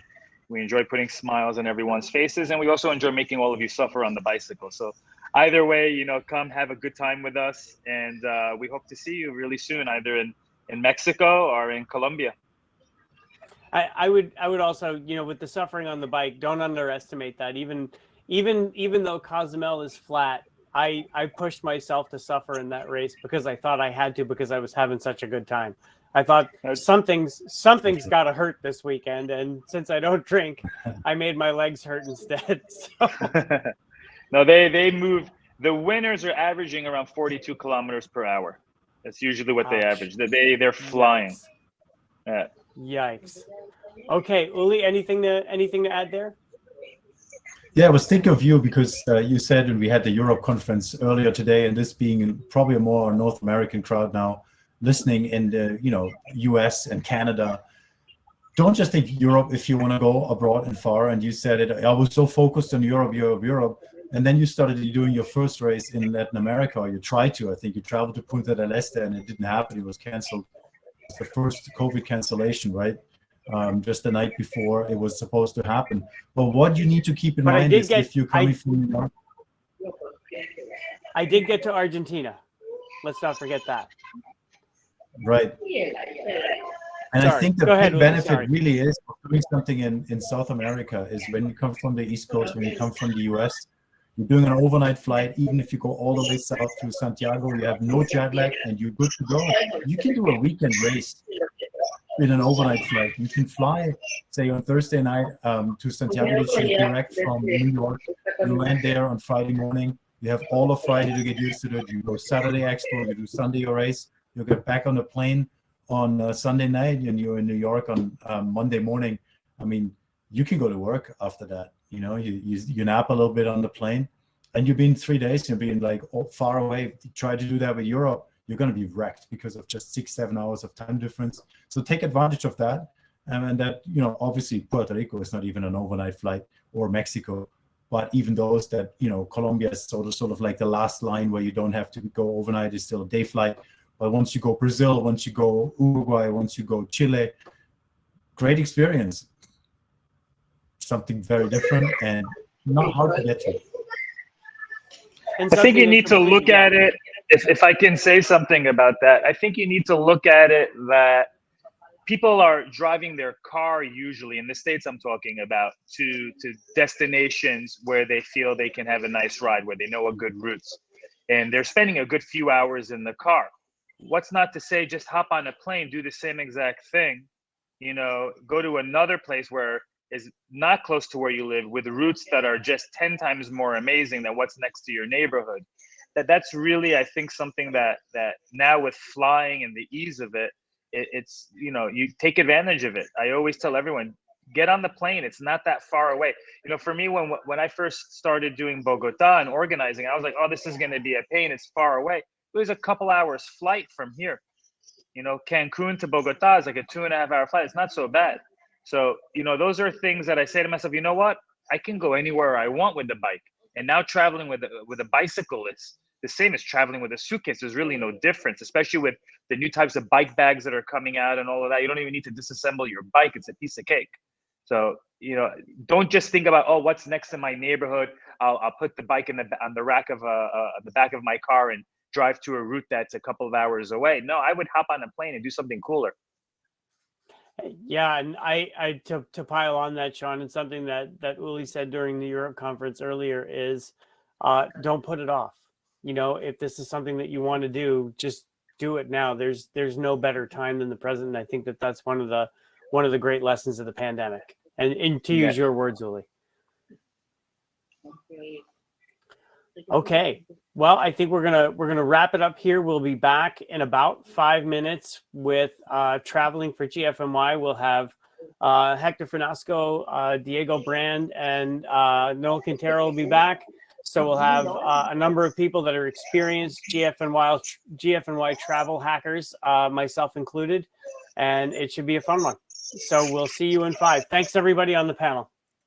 Thank you. Thank you. Thank you, Chris. Today we're gonna pack a bike in the new Elite or Zone bike bag, and I got 2 helpers here. Are you ready to pack the bike? Yeah. Excellent. Yeah. So this is really easy. I've done it once only. I'm not sure I need them. Maybe it's actually going to be harder with them, but you'll see how it's going to get done. I've done it once before and it's very easy, but it's not going to be a polished video that you get from Elite where it like shows quick how it's done. You see someone doing this who's done it once before, you see if it's really easy. First step, we're going to open the bag all the way. Open it all up and spread it open so we can get the bike in all the way.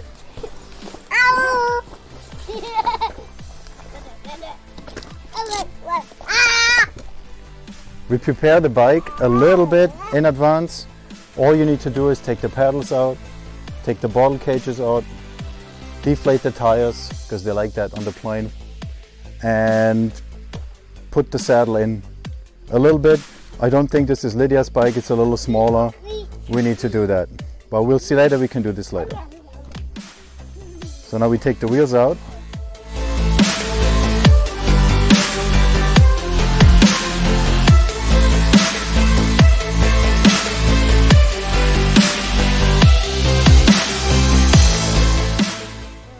All right, now wheels out, front wheel out, rear wheel out.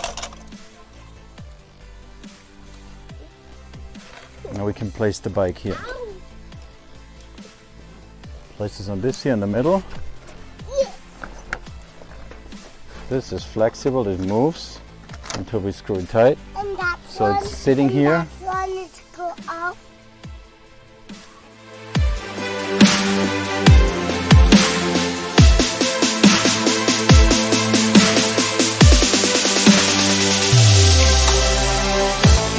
That's basically it. Next step is already just putting in the wheels. Okay.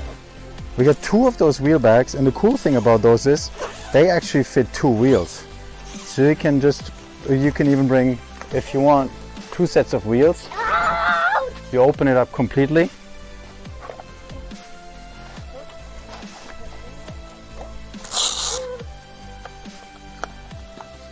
These are the protections for the wheels.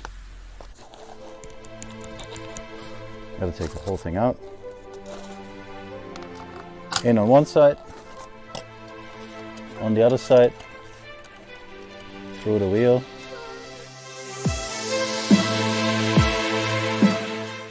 Snap the Velcro. You can put it here for 2 wheels, you snap it in, but we only bring 1, should be enough. In here.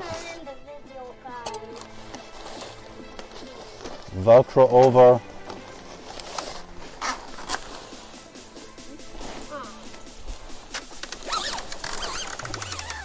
Close it.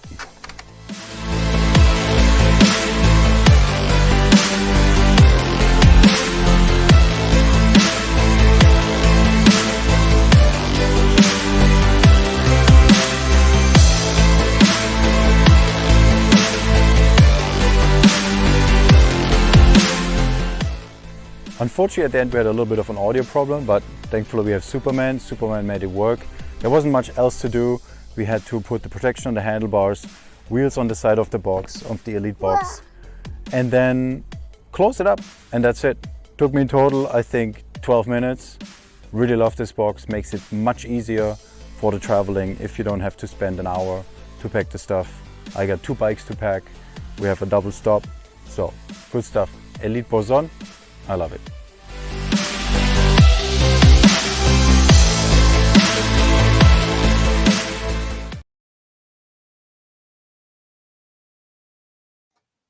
I have watched that clip 4 times today. It never gets old seeing Kai in the Superman costume. So, okay, welcome back. We've got Louis Lamus, we've got Caroline Lindsay, we've got Hector Vinasco, and we've got GFNY founder Lydia Flume with us to talk about traveling for GFNY, which is probably, I think, a passion for everybody that's on this panel. There's so much to cover here. This topic is so rich because there's so much that goes into it. There's the destination, there's figuring out where you go, where you want to go, what you want to do. There's figuring out the type of race that you want to do. There's understanding how to deal with your bike. So if you've ever read the first 2 or 3 chapters of Zen and the Art of Motorcycle Maintenance, you know that being the master of your own machine is the best way to control your own destiny as far as bike racing is concerned. So I'll start, Lydia, with you because you've built this expansive network of races that allow us this possibility, this endless series of possibilities to travel to. So tell us how things come together for you as far as travel is concerned, because you and Uli are constantly traveling to these things as well. So it's got to be that much more complicated. Yeah, we thanks Chris for moderating this panel, and I've been following it all day since the Asia panel, and I've loved all of it. Thank you. Traveling to do sport for me is the foundation of my life. I love to travel. I love to do sport, and I love to do sport in this supportive environment full of like-minded people. It allows me to really go out and still celebrate sport, do sport, and be grounded by like an experience that I know is going to be incredible. I love seeing GFY family wherever we go.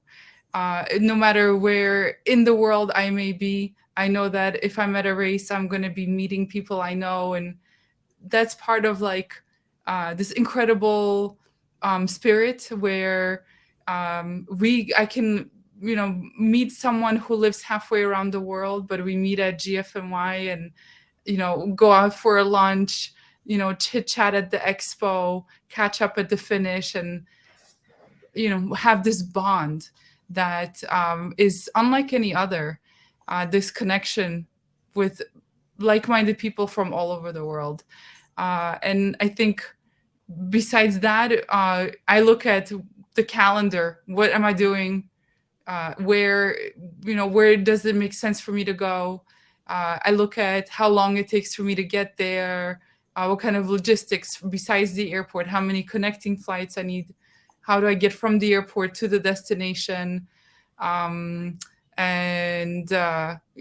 obviously considering I always bring my own bike. This is a staple for me. There is no bike ever that'll feel as comfortable. I've rented the bike once. It was physically impossible to bring. It was like a 3-pronged trip, so to have a bike was not possible because I was not actually returning to where I was coming from, and that was a really not pleasant experience. Just does not fit the same way I like it.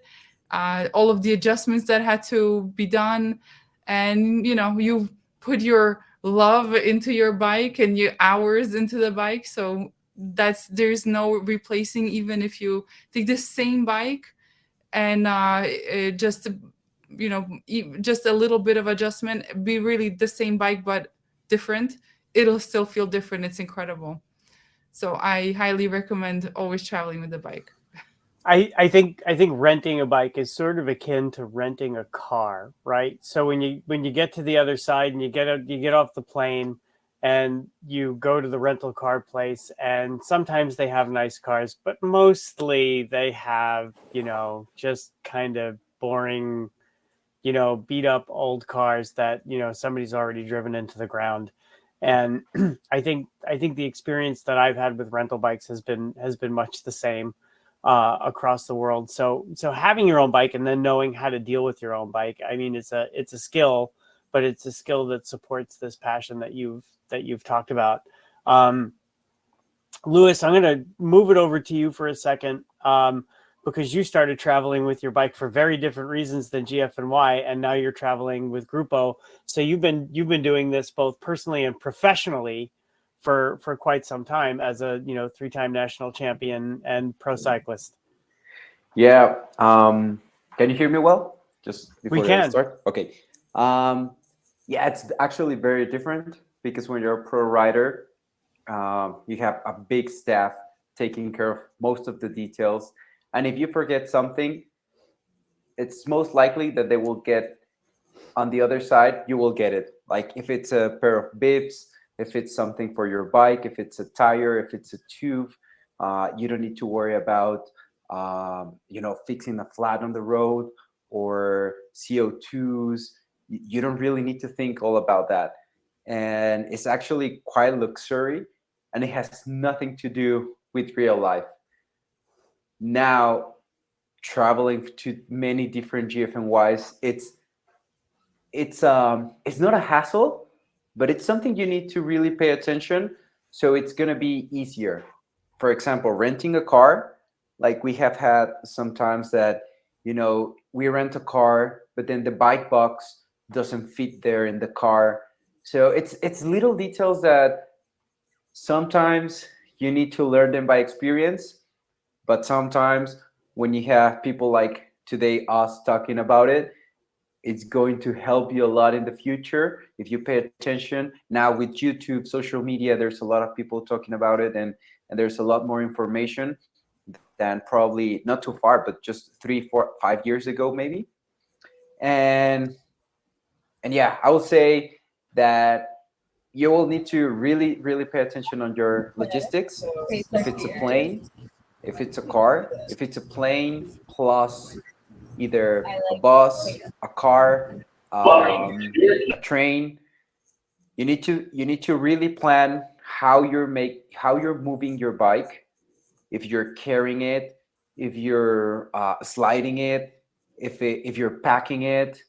You really need to think all those details. And what I really like to do is, like, when I'm at home one day before packing, it's like imagining myself like going through security, going through checking, going through renting the car. I get the car, I get the keys, I open the trunk, and then what happened? And then I get off the car, I get to the hotel, I unload my bike, if it's in a box, if it's in a bag, and then I open the bag, I open the box. What do I need? If it's tools, if it's a pump, if it's like all the things about traveling with your bike. Um, it's I think there's a lot of people that it's scared, like, oh, it's so complicated, but it's really not complicated. You just really need to take those. It's no more than 10 minutes when you're at home one day, relax, think about it, and then you will say, okay, at this moment, I'll most likely need a pump. At this moment, I'll most likely need tape, Allen keys, water bottle. There's so many other things that there's a lot of hacks also by traveling, but that's kind of advanced. But for normal people, for normal travelers, for a day-to-day traveling with your bike, I will say sit down, think about your trip, the whole trip, because one of the things I've been personally guilty of is like thinking all the way until the race, which I think like that's the end. But then you need to come back. So it's like, oh, now how I'm gonna pack my bike to get back. So you need to get everything detailed all the way until you're home again. I think that's a great point. Oh, go ahead, Lydia, please. I can tell that Luis is a pro athlete by all the visualization he does. It's like part of the job. You have to visualize every aspect. I love it. It's like hallmark pro athlete. I actually made me what Luis is saying actually made me think also about the three different kinds of bike cases that are available, from the most basic, the free one, the bike box from the bike shop, the cardboard box. Then you have the soft case, which is, I think, like the middle range in budget. And then you have the hard case. I've traveled with all of them. I own a soft case and a hard case. And while the soft case is easier to pack, the hard case is the one that, Luis, when you say, how am I visualizing myself getting to the check-in? If I have a hard case, it just like rolls right behind me, and I have another free hand for luggage. And if it's a soft case, I'm actually like holding the bike box so it doesn't collapse. So definitely a soft case is harder to manage. It's been, I think, easier with the new Elite Borson that is able to stay up on its own, and that is a game changer, having a bike box that can stand up without having a second hand, because navigating airports, I mean, I've taken, this New York City subway to a race with my bike box, and it just like getting up staircases and having another luggage or elevators, and it's definitely easier when you have a spare hand, when the bike does not fall over constantly. I think that those are great points. Great points, especially about the the case provides you probably as far as visualizing how you're going to get through the airport and all of that. The case is probably the most pivotal item, because you're going to have your case and you're going to have probably at least one other type of bag that you're going to have to get through there. So it probably needs to be something that can be pulled really easily. I'm just going to highlight for a second that Diego Brandes just joined us. I'm not sure which airport he's at, but perfect panelist today because he's on his way to Alpes Vaugeny. And so he can really talk about it. So Diego, just quickly tell us, how did today go for you with getting to the airport? You're obviously in a place where you can sit down for a minute before you board. So tell us how you're doing. Well, yeah, 3 hours before is great time. And sometimes like when we fly, we take about 2 hours, but because you have the bike and everything, some airlines only allow one bicycle through the whole plane, like TAP. If you fly into France, you need to make a reservation. You got to call the airline, say that you have a bike, because sometimes if they have more than one or two, they will not allow your bike. So on TAP, it's good to know which airlines allow you the bike. Some airlines like TAP only allow one or two maybe in the flight for security purpose. So you want to be the first one, number one. And if you do your 3 hours before you arrive, it's good to be the first one. So make sure that when you get there, especially going to France, you want to be the first one with the bike in the line. As soon as they open the countertop, you want to be there. Why? Because always something always happens. They cancel flights, they delay the flights, and in case your flight gets delayed or it gets canceled, uh, you have to remember that every time your flight gets canceled, you need new tags. That means that they're gonna reroute your bicycle. If you don't get those new tags, that means your luggage, your bicycle is gonna stay where you at. So it's very important to retag your bags, especially your bike, because you're gonna get to the place with no bike. Which I don't know if you guys ever lost a flight or they canceled the flight. It's a whole chaos. So in my experience, I try to be 3 hours before they open the countertops, and they start taking the bags in, and try to be the first one 3 hours before. And yeah, today it was kind of rough. Today we had the ride with Hector. It was a lot of people. I have everything prepared the night before. and I have everything. I have extra clothes for the ride today. Luckily, I have an extra bike. I have one bike already put up in my soft case, and we went out this morning around 8 o'clock. And when I got home today, like around 10, 11, then my flight is right now at 5 o'clock. Check-in is 4 o'clock, and then I'm here. I'm here. I was the first one online, and that's how my day has been. It was a great rate today, and I got to do both things. You know, ride with the guys today, GFNY day, and now I'm flying to Bajani. How lucky! All right. Well, we can't wait to see how you do in Vojani next week. Hector, you've been traveling GFNYs probably for 4 or 5 years now, probably since 2017. So tell us, what are some of your experiences? What are some of the things that you've learned? Well, first of all, thank you for having me here. It's been incredible, to be honest with you. And I have learned everything mainly watching you and Uli and Lydia, because I learned from what you guys have posted online, and it's been great. My first GFNY was to out of the country was to Cozumel, which was a great race, and that's how I got into GFNY. Funny thing, I was laying in bed with my wife, and I saw this in ESPN. Karen Manzano was there, and actually I met Luis, and he had the Mexican national jersey at the time, which was great. I had a picture, and the funny thing is that I took a picture with him, and at the hotel I took a picture with Karen, and I told her, so like, Karen, I'm here because of you. When the first GFNY customer happened, I saw what she did, and I saw the section that she did in there, and I was like, I got to do this. And then I signed to do Cozumel, and then I realized that New York City was going. There was a race in New York City, and then it was New York, Cozumel, and that's how everything started, And I said, yeah, I'm gonna do it once. Now 17 races, and maybe 3 or 4 more this year. So I'm chasing you, Max, trying to get to 21 or 20 at least, and I already have my G. So I'm looking for my F. Well, I'm probably going to be at 23 or 24 by the time you get to 21. So I know. Good luck with that, buddy. Caroline, you are located in Lima. Yes, correct. Hello, everybody. Thank you so much for the invitation today. I'm really excited to be part of this panel. I'm located in Lima, in Peru.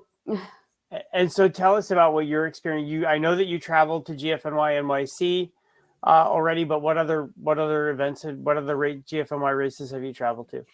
My first GFNY was here in Peru, in Cusco. And for me, it's been like a very exciting event because I had always heard my friends talk about GFNY and New York, and I really wanted to participate. So when I heard that they were going to have the race in Peru, I thought, oh, this is my great opportunity to be able to take part in the race. So I was really motivated. For me, it was like a dream come true. And that was my first race, actually. And then I had the chance to win participation to also participate in Italy. And then I went to New York. So I've been able to travel to 3 different parts of the world, really, that are totally different. And I'm so grateful for that because every experience has been different. Excellent. So has it encouraged you to travel more? So I'm guessing that everybody's really caught the bug. I mean, Louis, Lydia, you guys already had the bug. I know I caught the bug very early on. My first trip of this type was to one of the first, GFNY France races in 2015. And after that, I was just sort of ruined for doing anything else. Because of just the professionalism of the race when you get there, and then what it teaches you about preparation, what it teaches you about culture. I know that everybody on this panel has traveled to all sorts of different places. I've traveled mostly Europe, some South America. There's been Mexico, there's been even stuff in the USA. So maybe what we do is just start with you, Lydia, and go around and talk about what the differences are, especially you, because you've been to so many of the places, every corner of the earth for GFNY.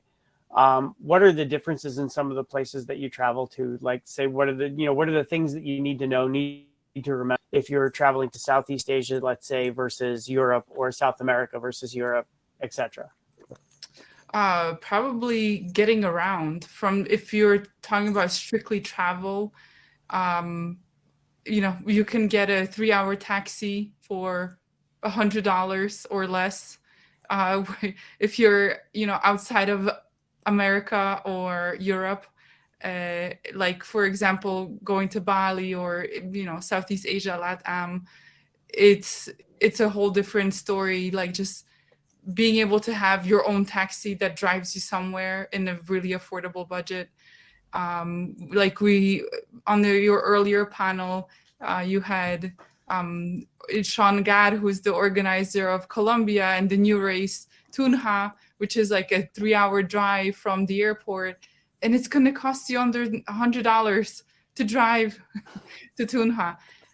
So I think, like, understanding the costs of where you're going and how to get around will also shape your experience. I think getting a taxi helps a lot because it enables you to just arrive at an airport, get driven to where you are. I have tried, for example, recently in Uppsala to take the train, and I found it impossible. And I've been to, I don't know, over 70 countries in the world, and I couldn't figure out the Swedish train, where I'm like, major piece of advice, take a taxi. When you're in Sweden, just don't bother trying to figure out the train.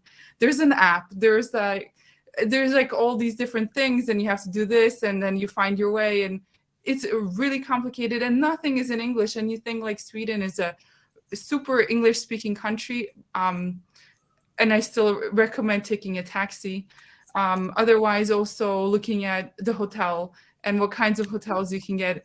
In the Southeast panel, we have a new race that's going to be launching in Thailand, and they mentioned they have a 6-star hotel as one of the official hotels. And, it's going to be an affordable hotel for, an Americas or a European budget, if you like. And I think that's also really spectacular because you get to do, like, a trip, you're cycling, and also, like, this really nice treat of a nice hotel and destination, which is fantastic, and it really shapes the overall experience that you're having. So looking at what organizers are offering as part of the race, for example, in Puerto Rico, in Cozumel, these, like, amazing post-race parties, looking just deeper into, like, everything that's on offer, it really can add up to really, really incredible fun trip.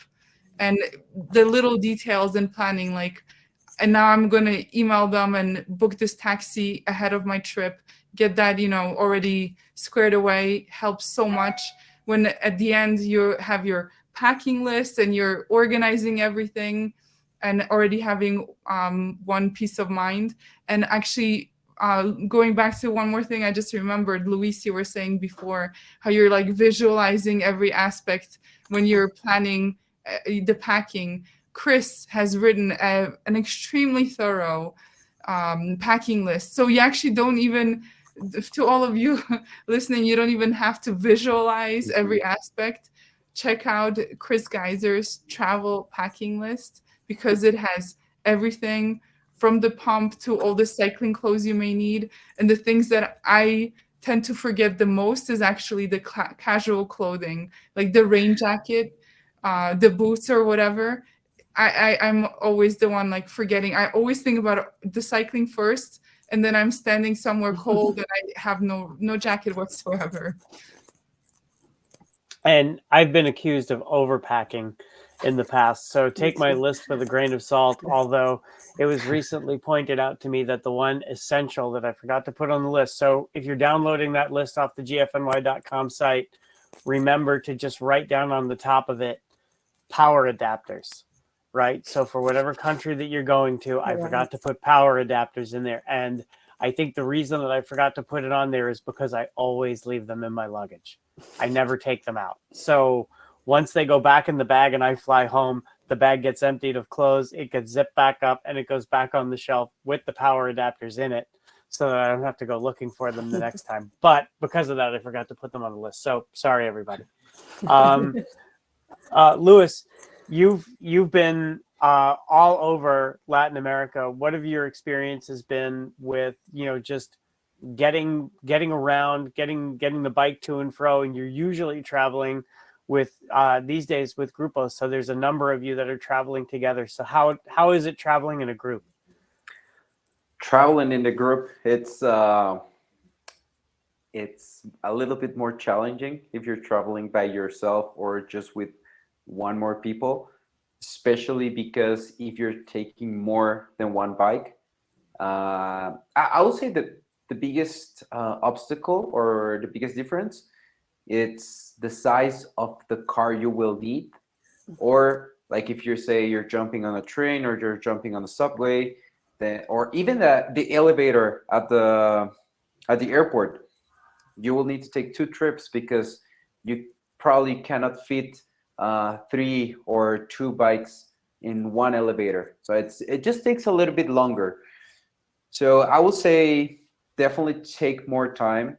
As Diego was saying, be there on time. When you're traveling with your bike, is not the same like traveling with just your carry-on. Sometimes with your carry-on is so easy. If you're in the States, probably you even pre-check, so it's so smooth. Traveling with your bike, you always need to take a lot more time just in case, because the last thing you want to, I have had that in the past, that yes, you're on time, your luggage is on time, but the bike, it's a little bit too heavy and it needs to go on another belt, and that takes 5 more minutes. So your bike is not going to make it. We're going to fly it on the next flight. And it's still going to get there, but just those 2-3 hours that you need to wait on the other side of the airport, like when you arrive for your bike, it's just not pleasant. It will get there, but it's not very nice feeling. One thing I was thinking when we were all just talking of our first experiences, I think that traveling with your bike is just as riding your bike. So let's say the first time you're going to do it, everyone is going to tell you, oh, it's so easy, just push the pedals, and eventually you're not going to even think about it. But the first time you're thinking like pedals, balance, left, right, front wheel, back wheel, the brake, it's downhill, oh, it's a speed bump, oh, it's an intersection, I need to stop. You're thinking about everything. But now when you're more experienced, you really don't think about it. Just go on 100 miles and it's like, oh, that was nice. And traveling with your bike, it's exactly the same. The first time, you will think like, oh no, how am I going to register to this race? It looks amazing, but I don't know how to travel with my bike. And the first time is going to take you a lot more time. Get on time, get time to pack, get organized. But then after the 3rd or 4th one, it's like, okay, I see a new race and it's on the other side of the world. You don't even think about the hassle or the little obstacles that are on the road. It's just like, okay, yeah, I know I can get there with my bike. It just comes. And when it's a group, the only thing it's like, I will really suggest to, okay, how many people, how many suitcases, and how many bike bags, and just really think about this space, because as Lydia said, we sometimes only think about the bike. Oh yeah, we have 4 bikes. Yeah, but we also have 4 suitcases. I was like, oh yeah, we forget about the suitcases. And Yeah, that I would say that's it. When it's a group, just really think about the number of suitcases, the number of bags. You know, if it's a backpack, you can take it on your lap or whatever, but still count all of those and your bikes and just be ready. Sometimes it's going to be 3 taxis instead of one, or 2 taxis instead of one, or renting a big van instead of a small car. But besides that, actually, it's funnier. It's actually a lot more fun when traveling on a group. 2019 Italy, I remember that we had 2 giant vans that we drove from Rome to Montepulciano that were stuffed to the roof with everybody's stuff, and the van I was driving, I was all the way up on the steering wheel just so that the person sitting behind me could have some leg room. Hector, we're going to take it over to you. There was something that Lewis said that struck me, that, about how it goes the first time. I had said in an earlier panel that the first time I ever took my pedals off, it took me about 3 hours. And I think that I probably couldn't bend my hands because I had so many scrapes on my knuckles from trying to fit a wrench in there. Right. So what are some things that you wish you had known the first time that you know now that are just habit, like breathing? Oof, there are many. Number one, taking the bike apart, because funny thing is that you lend me your hard case, and we met up at a parking lot of Home Depot, which was funny when I was traveling, and you took it apart in about 5 minutes.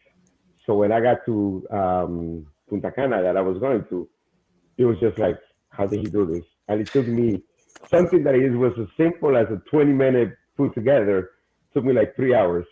So it was just kind of frustrating at the time. So yes, I think that was one of the things that it was very hard, to understand. The other thing was, planning for, the event, which for that event it was horrible. I did so bad, it wasn't even funny. I left half of my bed.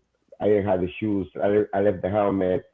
Everything that I could have gone wrong went wrong to that trip. But you learn by trial. So I did learn, to do what Luis mentioned, about have a list, went over it, So now when I travel, I just come back from a trip and I had everything down to the bone. Well, that it took me about 6 hours, while before it would take me 2 or 3 days to plan, So right now it's just like, okay, if I decide to do any race, I go to my list, I pick the right hotel, I pick transportation, flight, everything. So what it take me 3 days is literally 6 hours, to get done.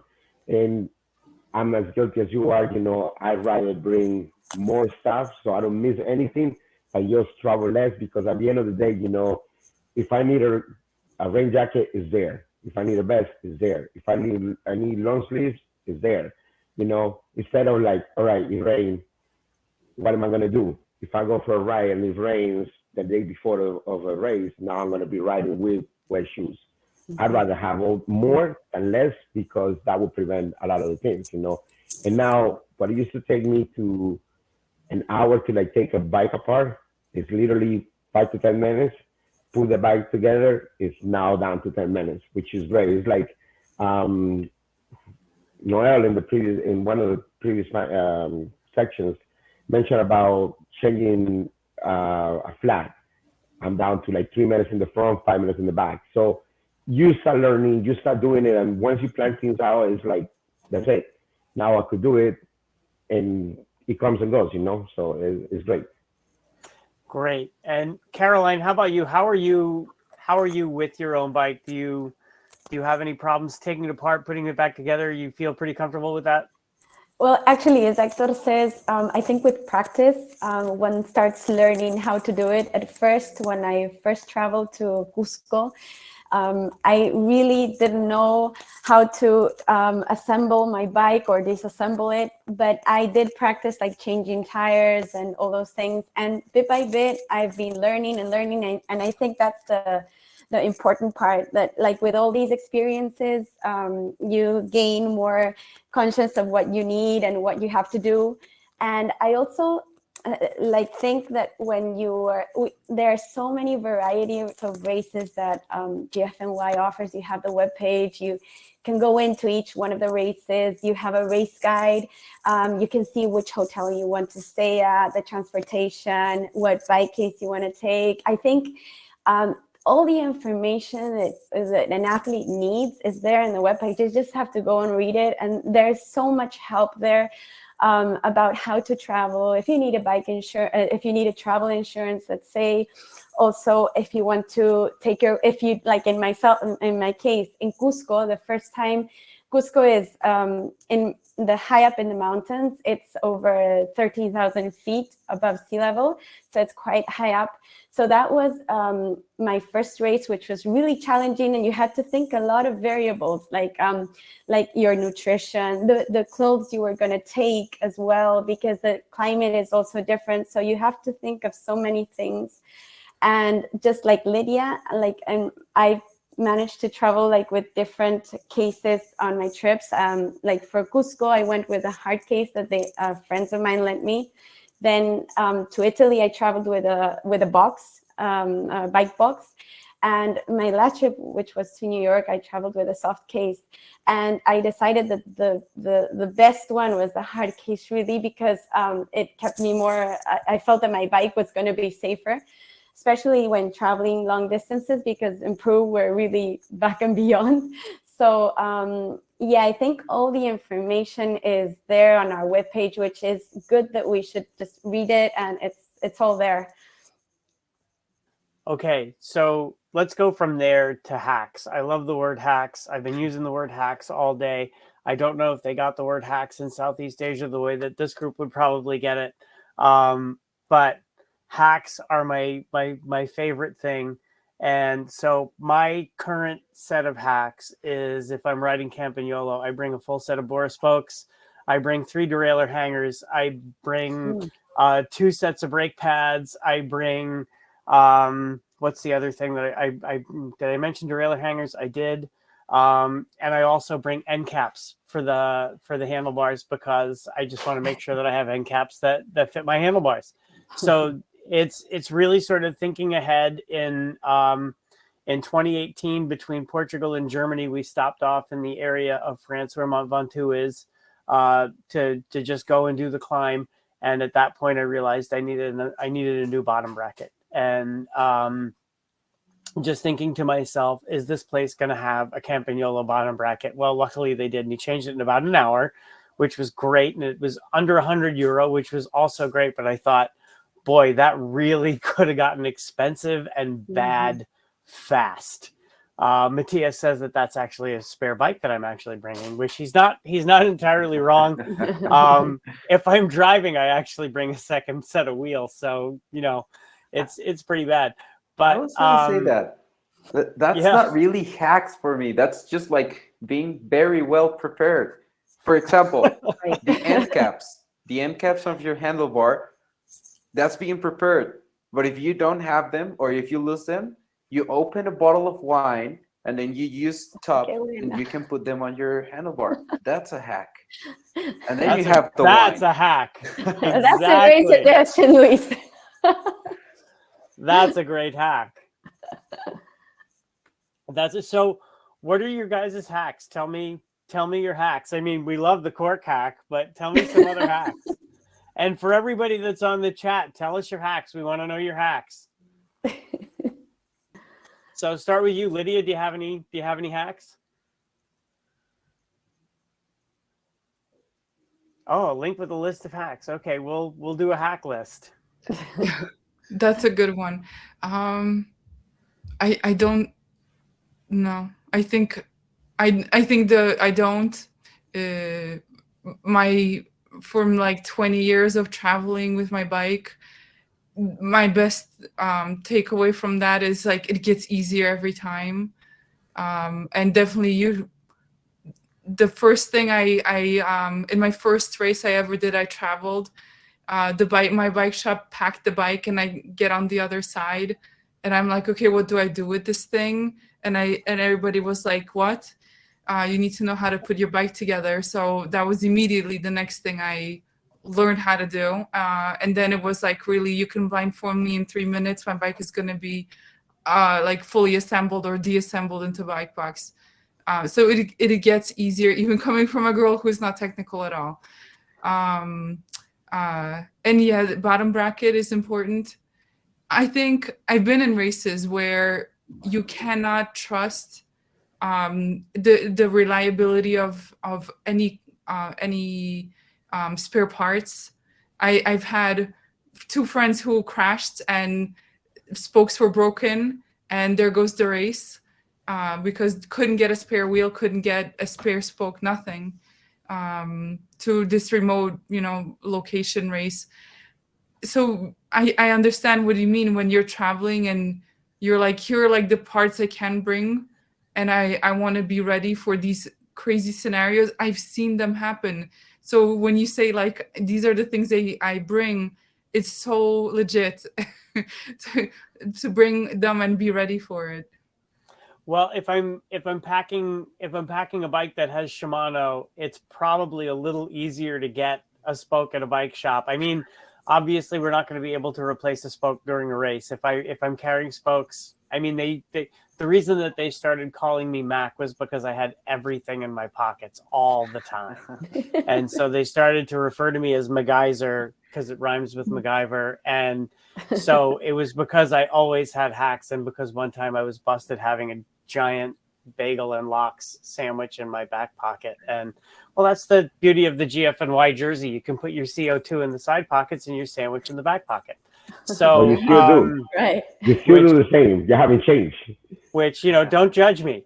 But the purpose of it all is to have as much preparation into controlling what you can control for race day. You're investing a lot of yourself as well as money, time, whatever, in making sure that you're successful at this race, right? So, Diego, you're about to go off to Alpes Vaugeny, right? So, when did you have your tires last replaced, if I might ask? I'll put you on the spot.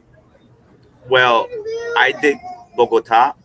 Before I did Bogota, my coach told me to do 1 week in Cali, and because I did a lot of hills, I had to 3 days ago I had to change the tires in the back and put a new chain on it. So every time you go up the hills, like if you do Bogota, it's a lot of hills.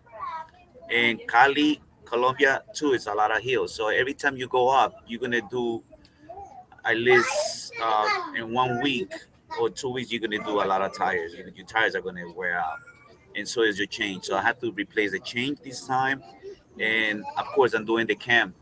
So by the time I come back from France, I'm probably gonna have to get a new tire, and I gotta take a look at the chain, see how hard we do on the heels, because it takes a beat. The bike takes a beat when you do a lot of heels.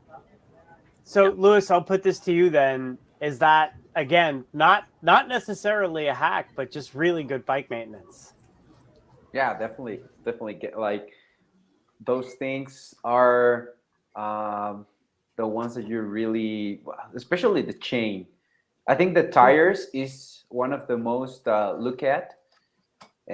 People is like kind of normal to say, oh, my tires are not good, and they replace them, they take care of them.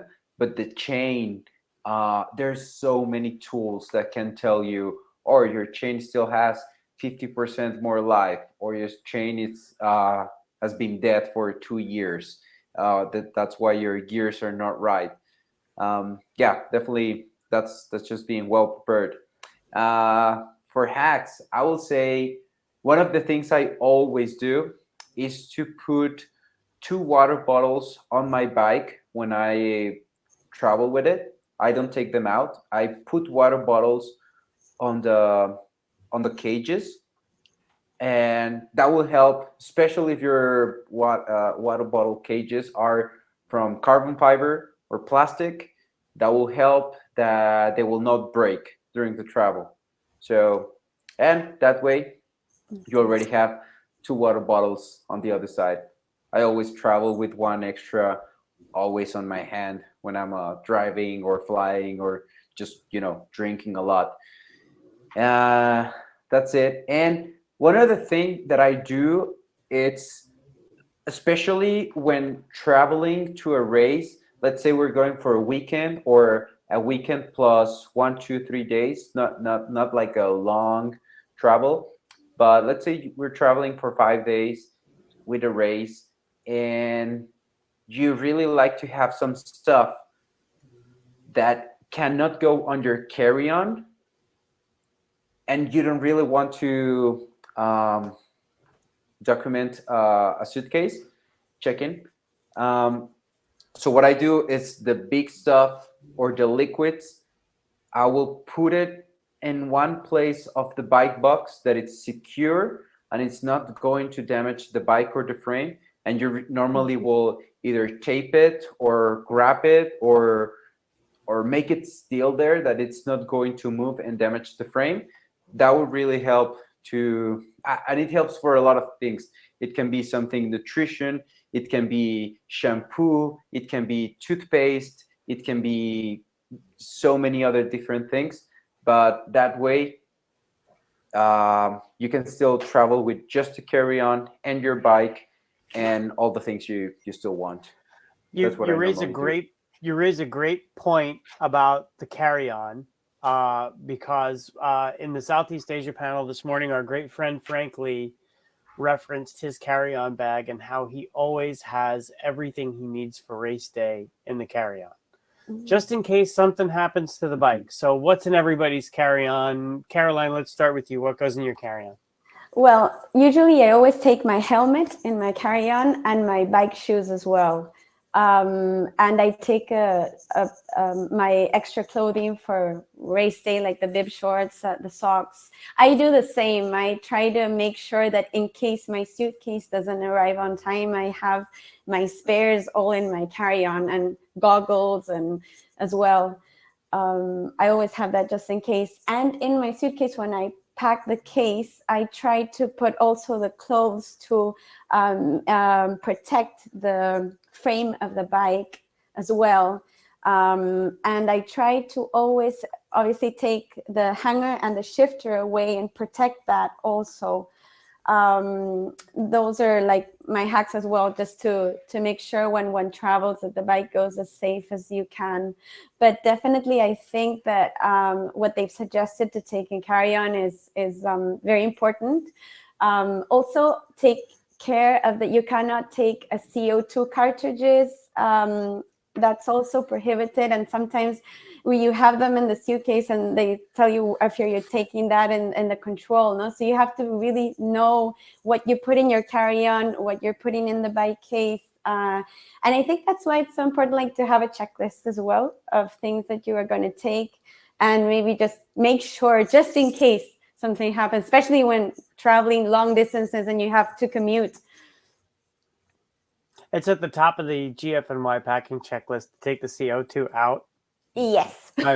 And then you buy CO2 at the bike shop, and the bike shops are usually glad to have you come in. Hector, what's in your carry-on? In my carry-on, I have my Garmin, my heart monitor, pair of shoes, like Caroline said.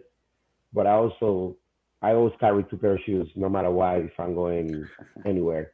Just because of what I told you, it happened to me in Punta Cana, where it got wet, and it was in a good race after that. Riding with wet shoes. So in my bicycle case, I have I always put the helmet and a pair of shoes. With what Louis said about the bottles in the water cages. What is it called? The spaghetti things for the pools. I pretty much cut them up. I kind of wrap around the bike frame with them, just to protect, the frame also, so like that. The derailleur in the back, I have a little package that I created, so we won't get damage, during the there. So in between the frame and the spaces that are in the bike, I always put something, so the bike does not move. Definitely, that's the most important thing to me, because at the end of the day, I would hate to what happened to Noel in I think it was 19 or 18, I can't remember, where he was struggling to get his bike fixed, and whatever happened to I can't remember. I think it was Liz. She mentioned it. So I try to prevent that. The bike to me is the most important thing. And it's kind of crazy. And it happened. Diego mentioned something about tires. Chain. Masterplan. Kilometer 3, I feel a pop. I'm like, what happened? Brand new tires, and then the tire blew up. It was a brand new tire. I had just put it on for there. It took me an hour to get a new tire, but I said, you know what? I'm here. I was happy because at some time, I see everybody passing me. Nobody could help me out. I was about to slam my helmet into the ground, and somebody told me not to do it. Next thing you know, this guy comes and says, like, what happened? I say, I blew out my tire.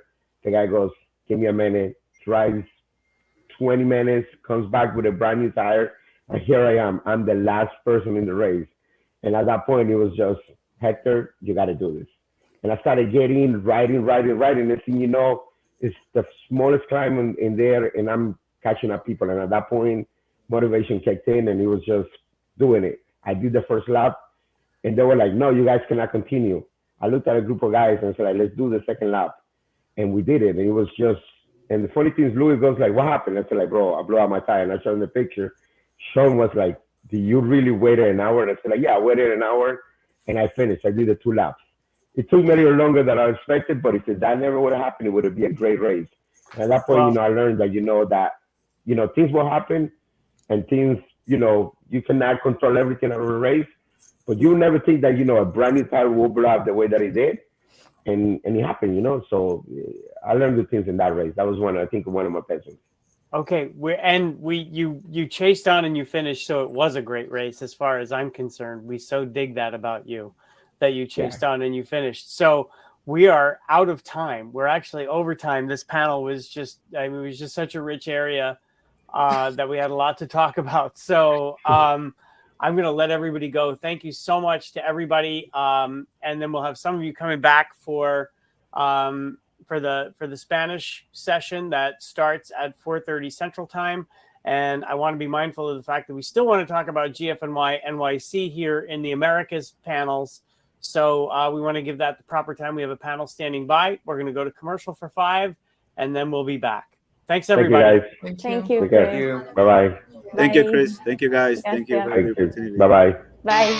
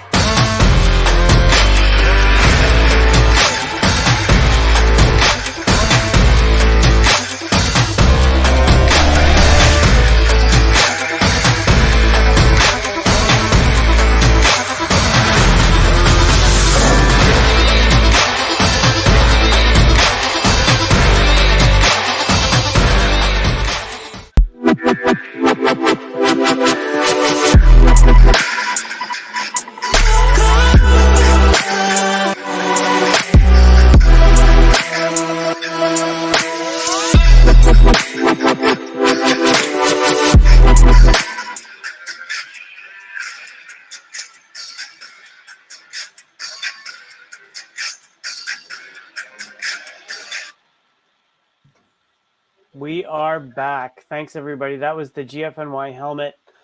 Just one of the latest and greatest innovations from GFNY. Lydia, thank you so much for the great comfortable GFNY helmet. I haven't taken mine out of the box yet, but I can't wait to do it. I think I just got it. So we've got a conversation here that's probably I think we're going to have about 25 minutes that we can go about GFNY NYC, about the nature of the race.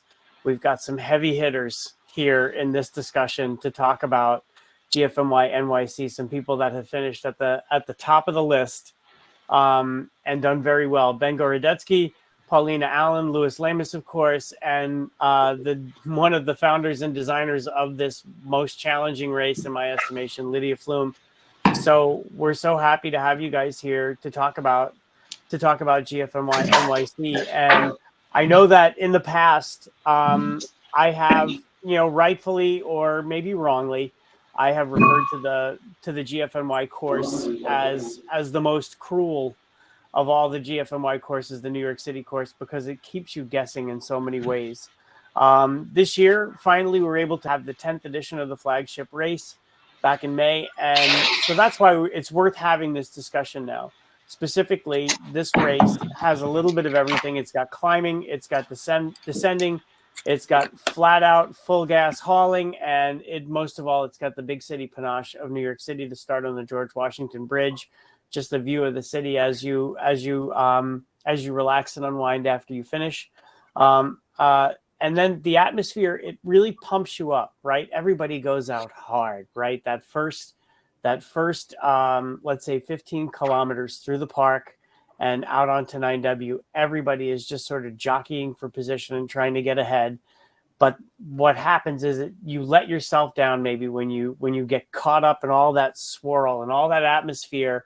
You have so much adrenaline, then all of a sudden reality strikes right around 80 kilometers in. So bringing you guys all in for this, I'm just going to go around, and Lydia, I'll come to you last. We'll let the folks that are regularly racing this course go first.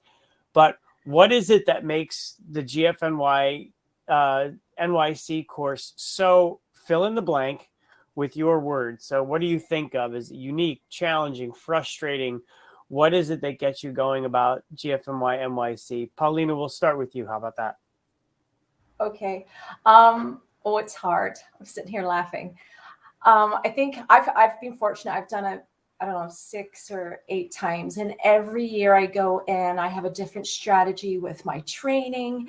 How am I going to conquer the hills? How am I going to go out? Because I was laughing when you said, like, when you come off that bridge, you are going like the clappers. It is absolutely ridiculous. And often you see it with so many people, like you just burn all your matches, and you can do that within the first 30K. So I would describe it challenging, hard. You got to have grit. You have to have mental focus, all those types of words. Okay. Ben, how about yourself? What's your word association for the NYC race? I think it's quite exciting. There's just so many ways that the race can play out. It's not just your pure climbers race or your pure sprinters race. So many different people can do well. And it's not like you're just pointing fingers at one guy and, you know, that's the guy who's gonna go. Yeah, it's unpredictable and exciting. I think the challenging nature of the course makes it that sort of unpredictable.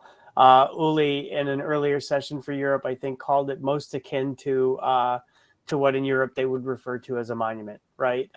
Or as one of those types of races. Lewis, how about yourself? You've had some unique challenges with the NYC race, chasing on all the way from the back to get to the front, as well as having some pretty spectacular finishes. So tell us your thoughts about it. Yeah, definitely. I think that will be my word, unique. It's every single year it's different. As Ben said, the race has these so many different scenarios that you just need to be there. Like, the only thing that it's the same is that it starts on the bridge and everyone starts full gas, and after mile 1, then the story it can be different. But yeah, it's a super challenging course, and it's one of those courses that when you have done it in the past, when you get experience, or if you're one of those people that you really do your homework and you really pay attention on the turns and on the towns and on the climbs and the gradient and all that, it can pay off. But besides that, it's one of those that you really need to be there, feel it, and yeah, experience will pay back. But yeah, it's unique. It's unique every year. Excellent. And so, Lydia, you probably ride the course more casually, right? Have you? I've never asked you this, but have you ever done it on race day? You've never done it on race day. No, I'm of course doing not. the start and then I go into the finish. So I have the least experience of GFNY race day on the course out of everybody on this panel. I've only organized the race itself. I think my word is, I guess, melting pot, because one of the things that fires me about this race is all the personalities that come together for it. That every year it's the racers made the race, and the people who are, you know, putting in the hours on the bike, their passion into it, all of their training, the preparation, everything, and you know, it can really go so many different ways. And obviously the mix of people that are there is always interesting, who's there to watch. And, you know, there's always the surprising people that you are not even on your radar that end up being in this lead pack. And I think the people who are new to the race always underestimate it, just from, you know, doing this since 2010 that we launched it, you know, on paper, it's only, you know, 2,500 meters or 8,500 feet of climbing. You know, I think it can be approachable.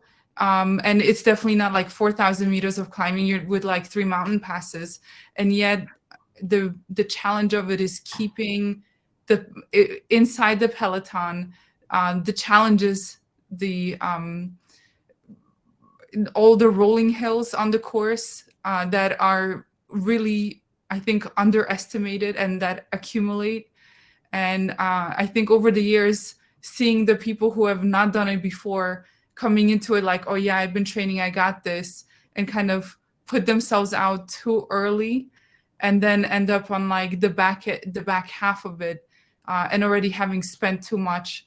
And that's where kind of like the more experienced GFNY New York racers know when to hold back a little bit earlier to like have more later on in the hills that come.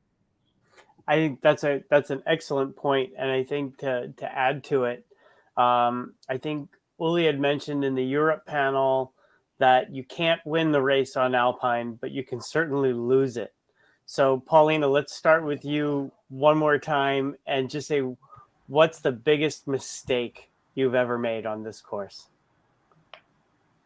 I've made a few. The biggest is going out too hard at the beginning and getting caught up in the pelotons and thinking that even though you're in a peloton that you're protected and you're saving, you know, so many watts, or like your heart rate is lower, you are still putting it out. And I think this year I finally got it right. Mm-hmm. Okay. Yeah. Uh-huh. Yeah. So I get to ask that question of this group because this group is so, you know, so high up there in the standings that, you know, in most cases we're asking, you know, what is your experience or whatever else. With you guys, you know, one mistake can cost you either the placement in your age group or the overall placement. So I think it's worth reviewing that. So Ben, how about you? Biggest mistake you've made on the NYC course? I think that's a pretty easy answer for me. In 2019, I attacked right on the bridge, and I was in the early break.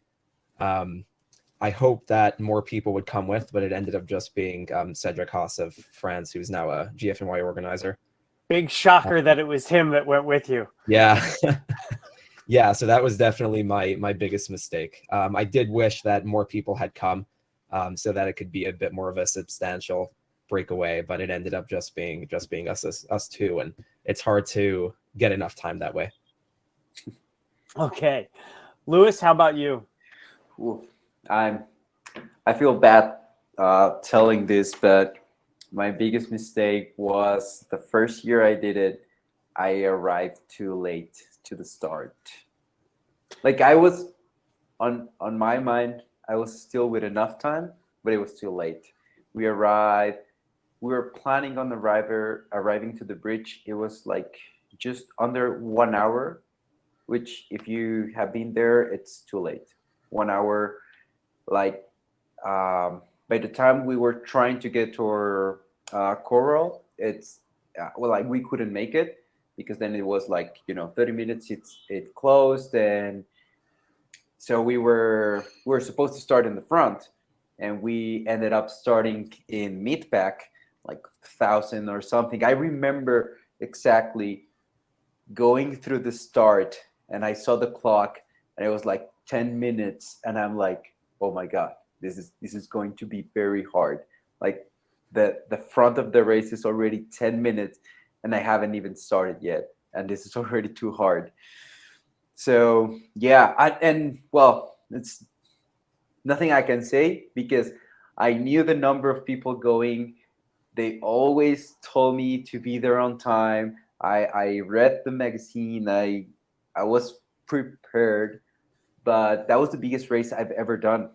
Like before that, it was Cozumel with half the people, you know, 2,000 something, 2,500.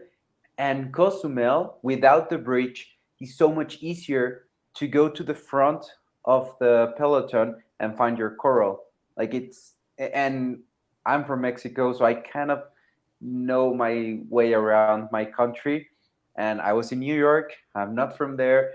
And then when I was getting to the bridge, and I saw the bridge, and I was on the river path, and just getting off it, and following the signs, I never got lost, but it's just not the same. And I underestimated arriving on time. That was my biggest mistake.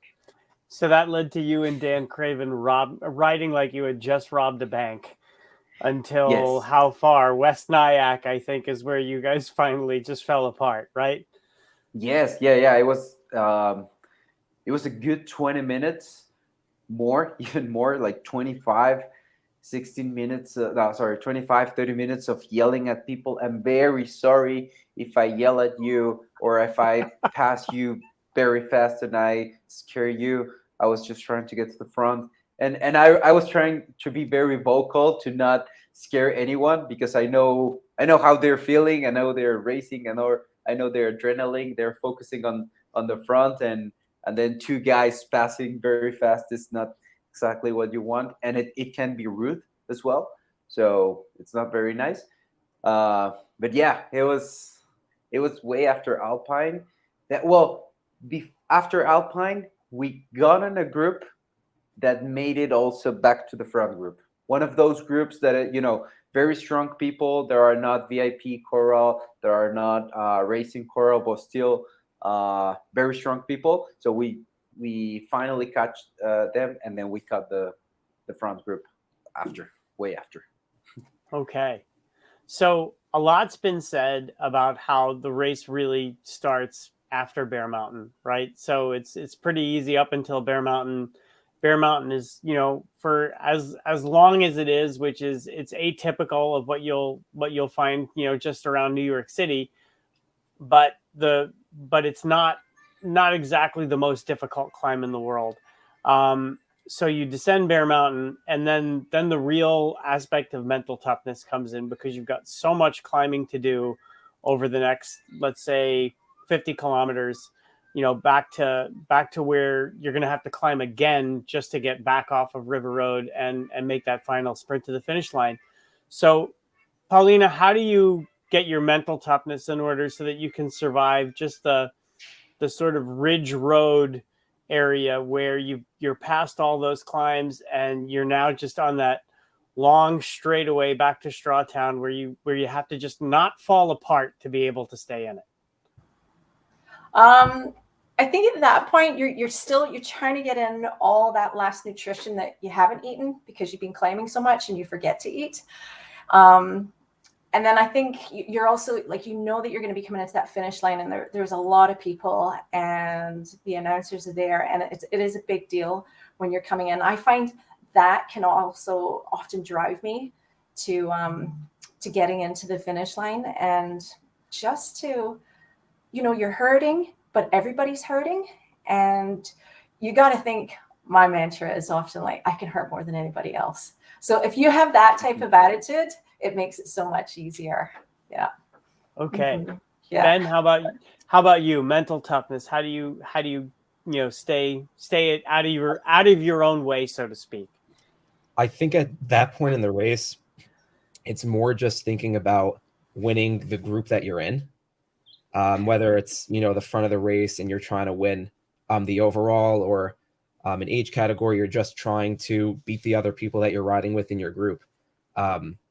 So sort of the race overall sort of goes to the back of your head, and the thing that you have to think about most is trying to place as best as you can with wherever you ended up after all that climbing. Right. Okay. Lewis, how about you? How do you stay out of your own way mentally? I try to cut it by pieces.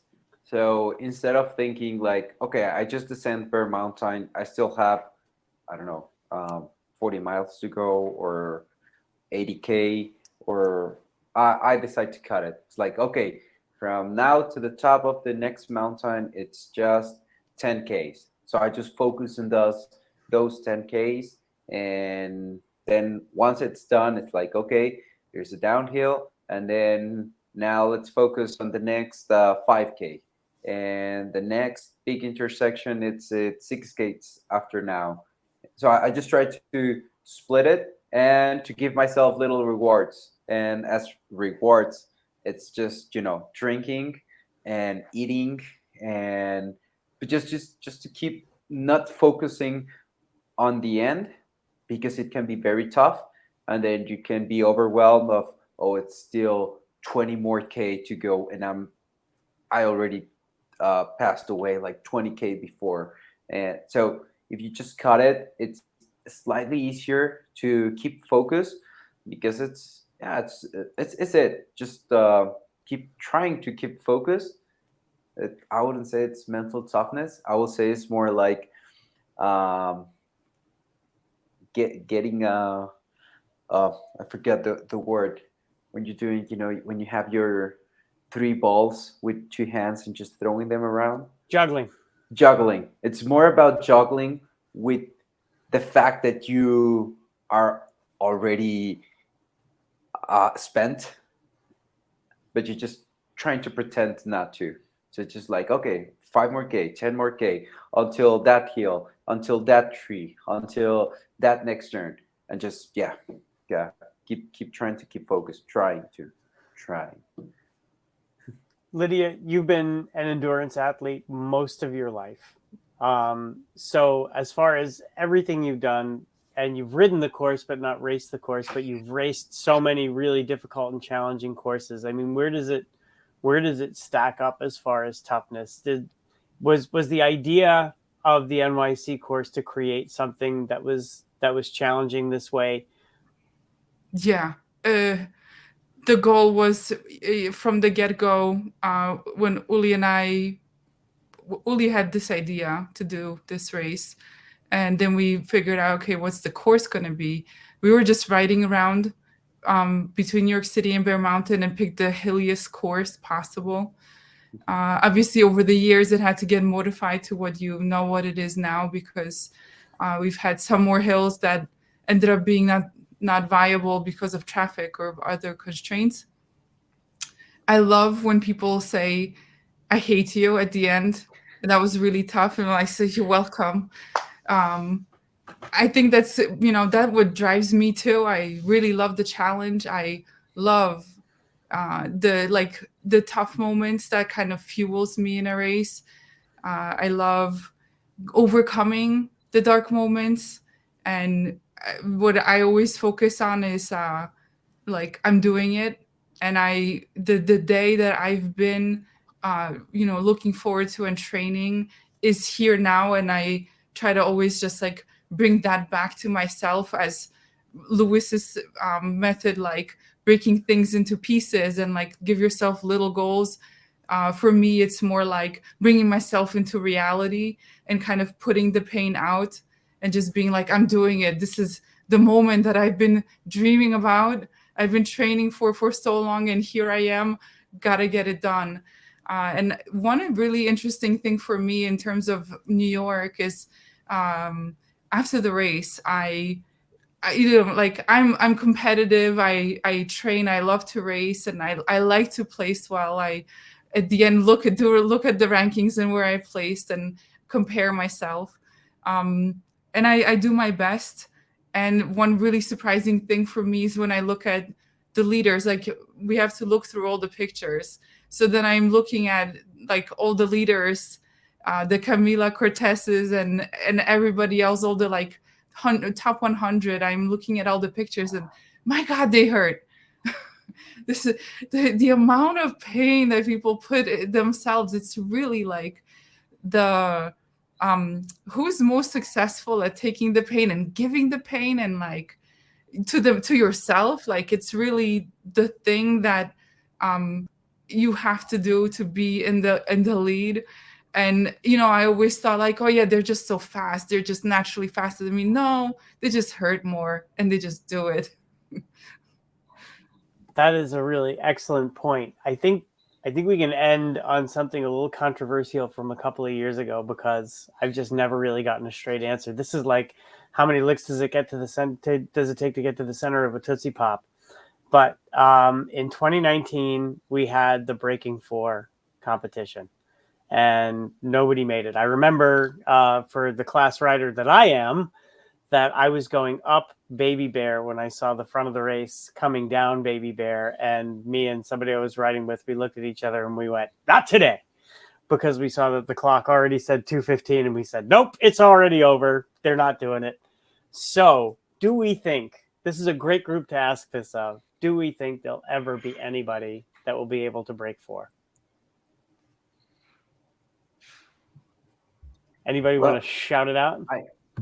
I think one of the things that we have mentioned on the show on the last, I will say, few months, especially after New York, and then we saw it again in Monterrey, is that it's more often that we now see, as in Europe, some teams that are coming to the races well prepared just to race, like professional full team of 5, 7 people coming to the race, showing up, ready to race, ready to win. And I think that's the natural evolution of our races, and I think this is something that we'll see more constantly and in more races. And with that, I think it's going to be possible.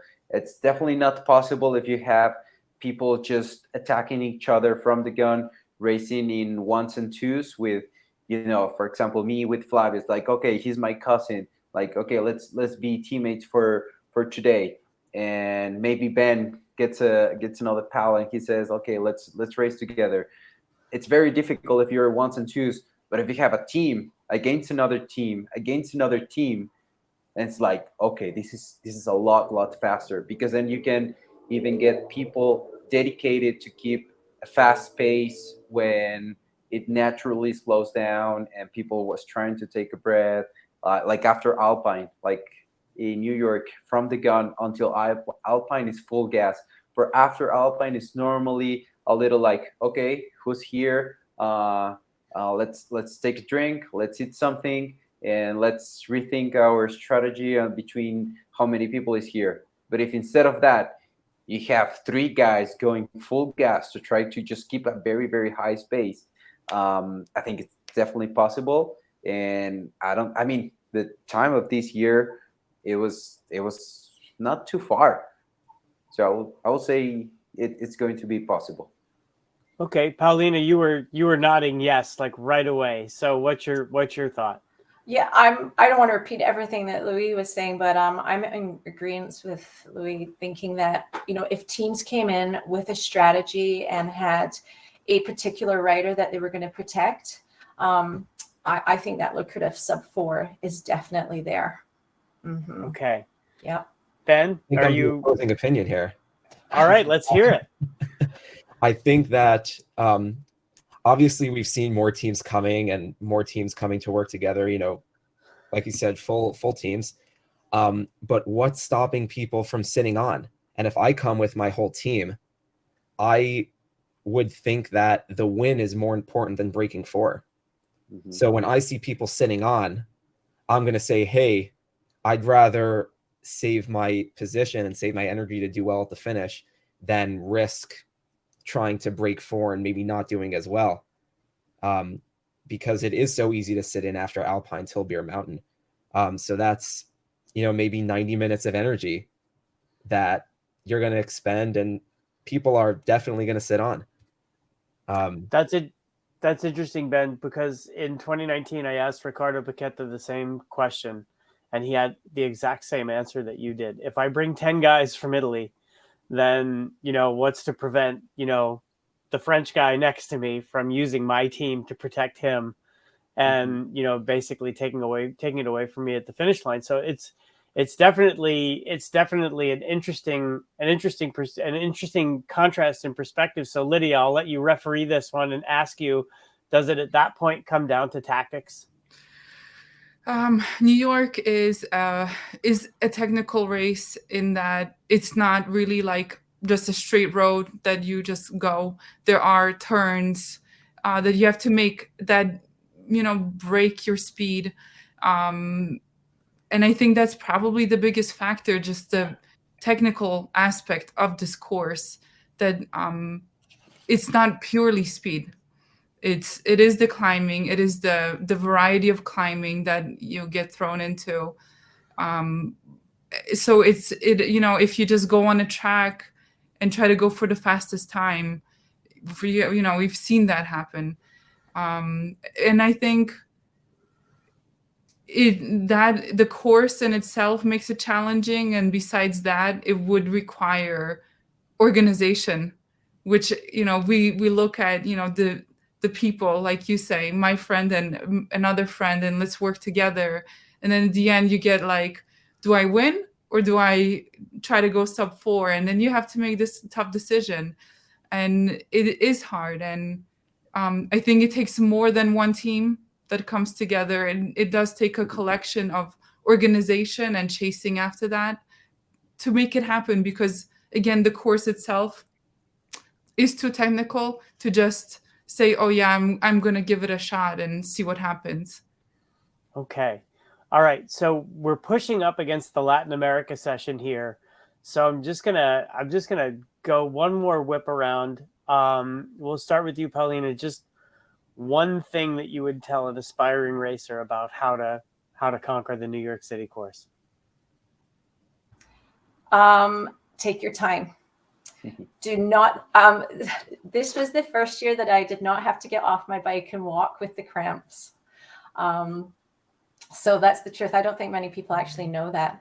So to me, the race does not start until after Bear Mountain. That's when the real climbing gets to you. And as Lily has adhered to there, it's these micro little climbs. And I think it's Cheesecloth, the one that's 20%. It's harder. Cheesecloth. Yeah.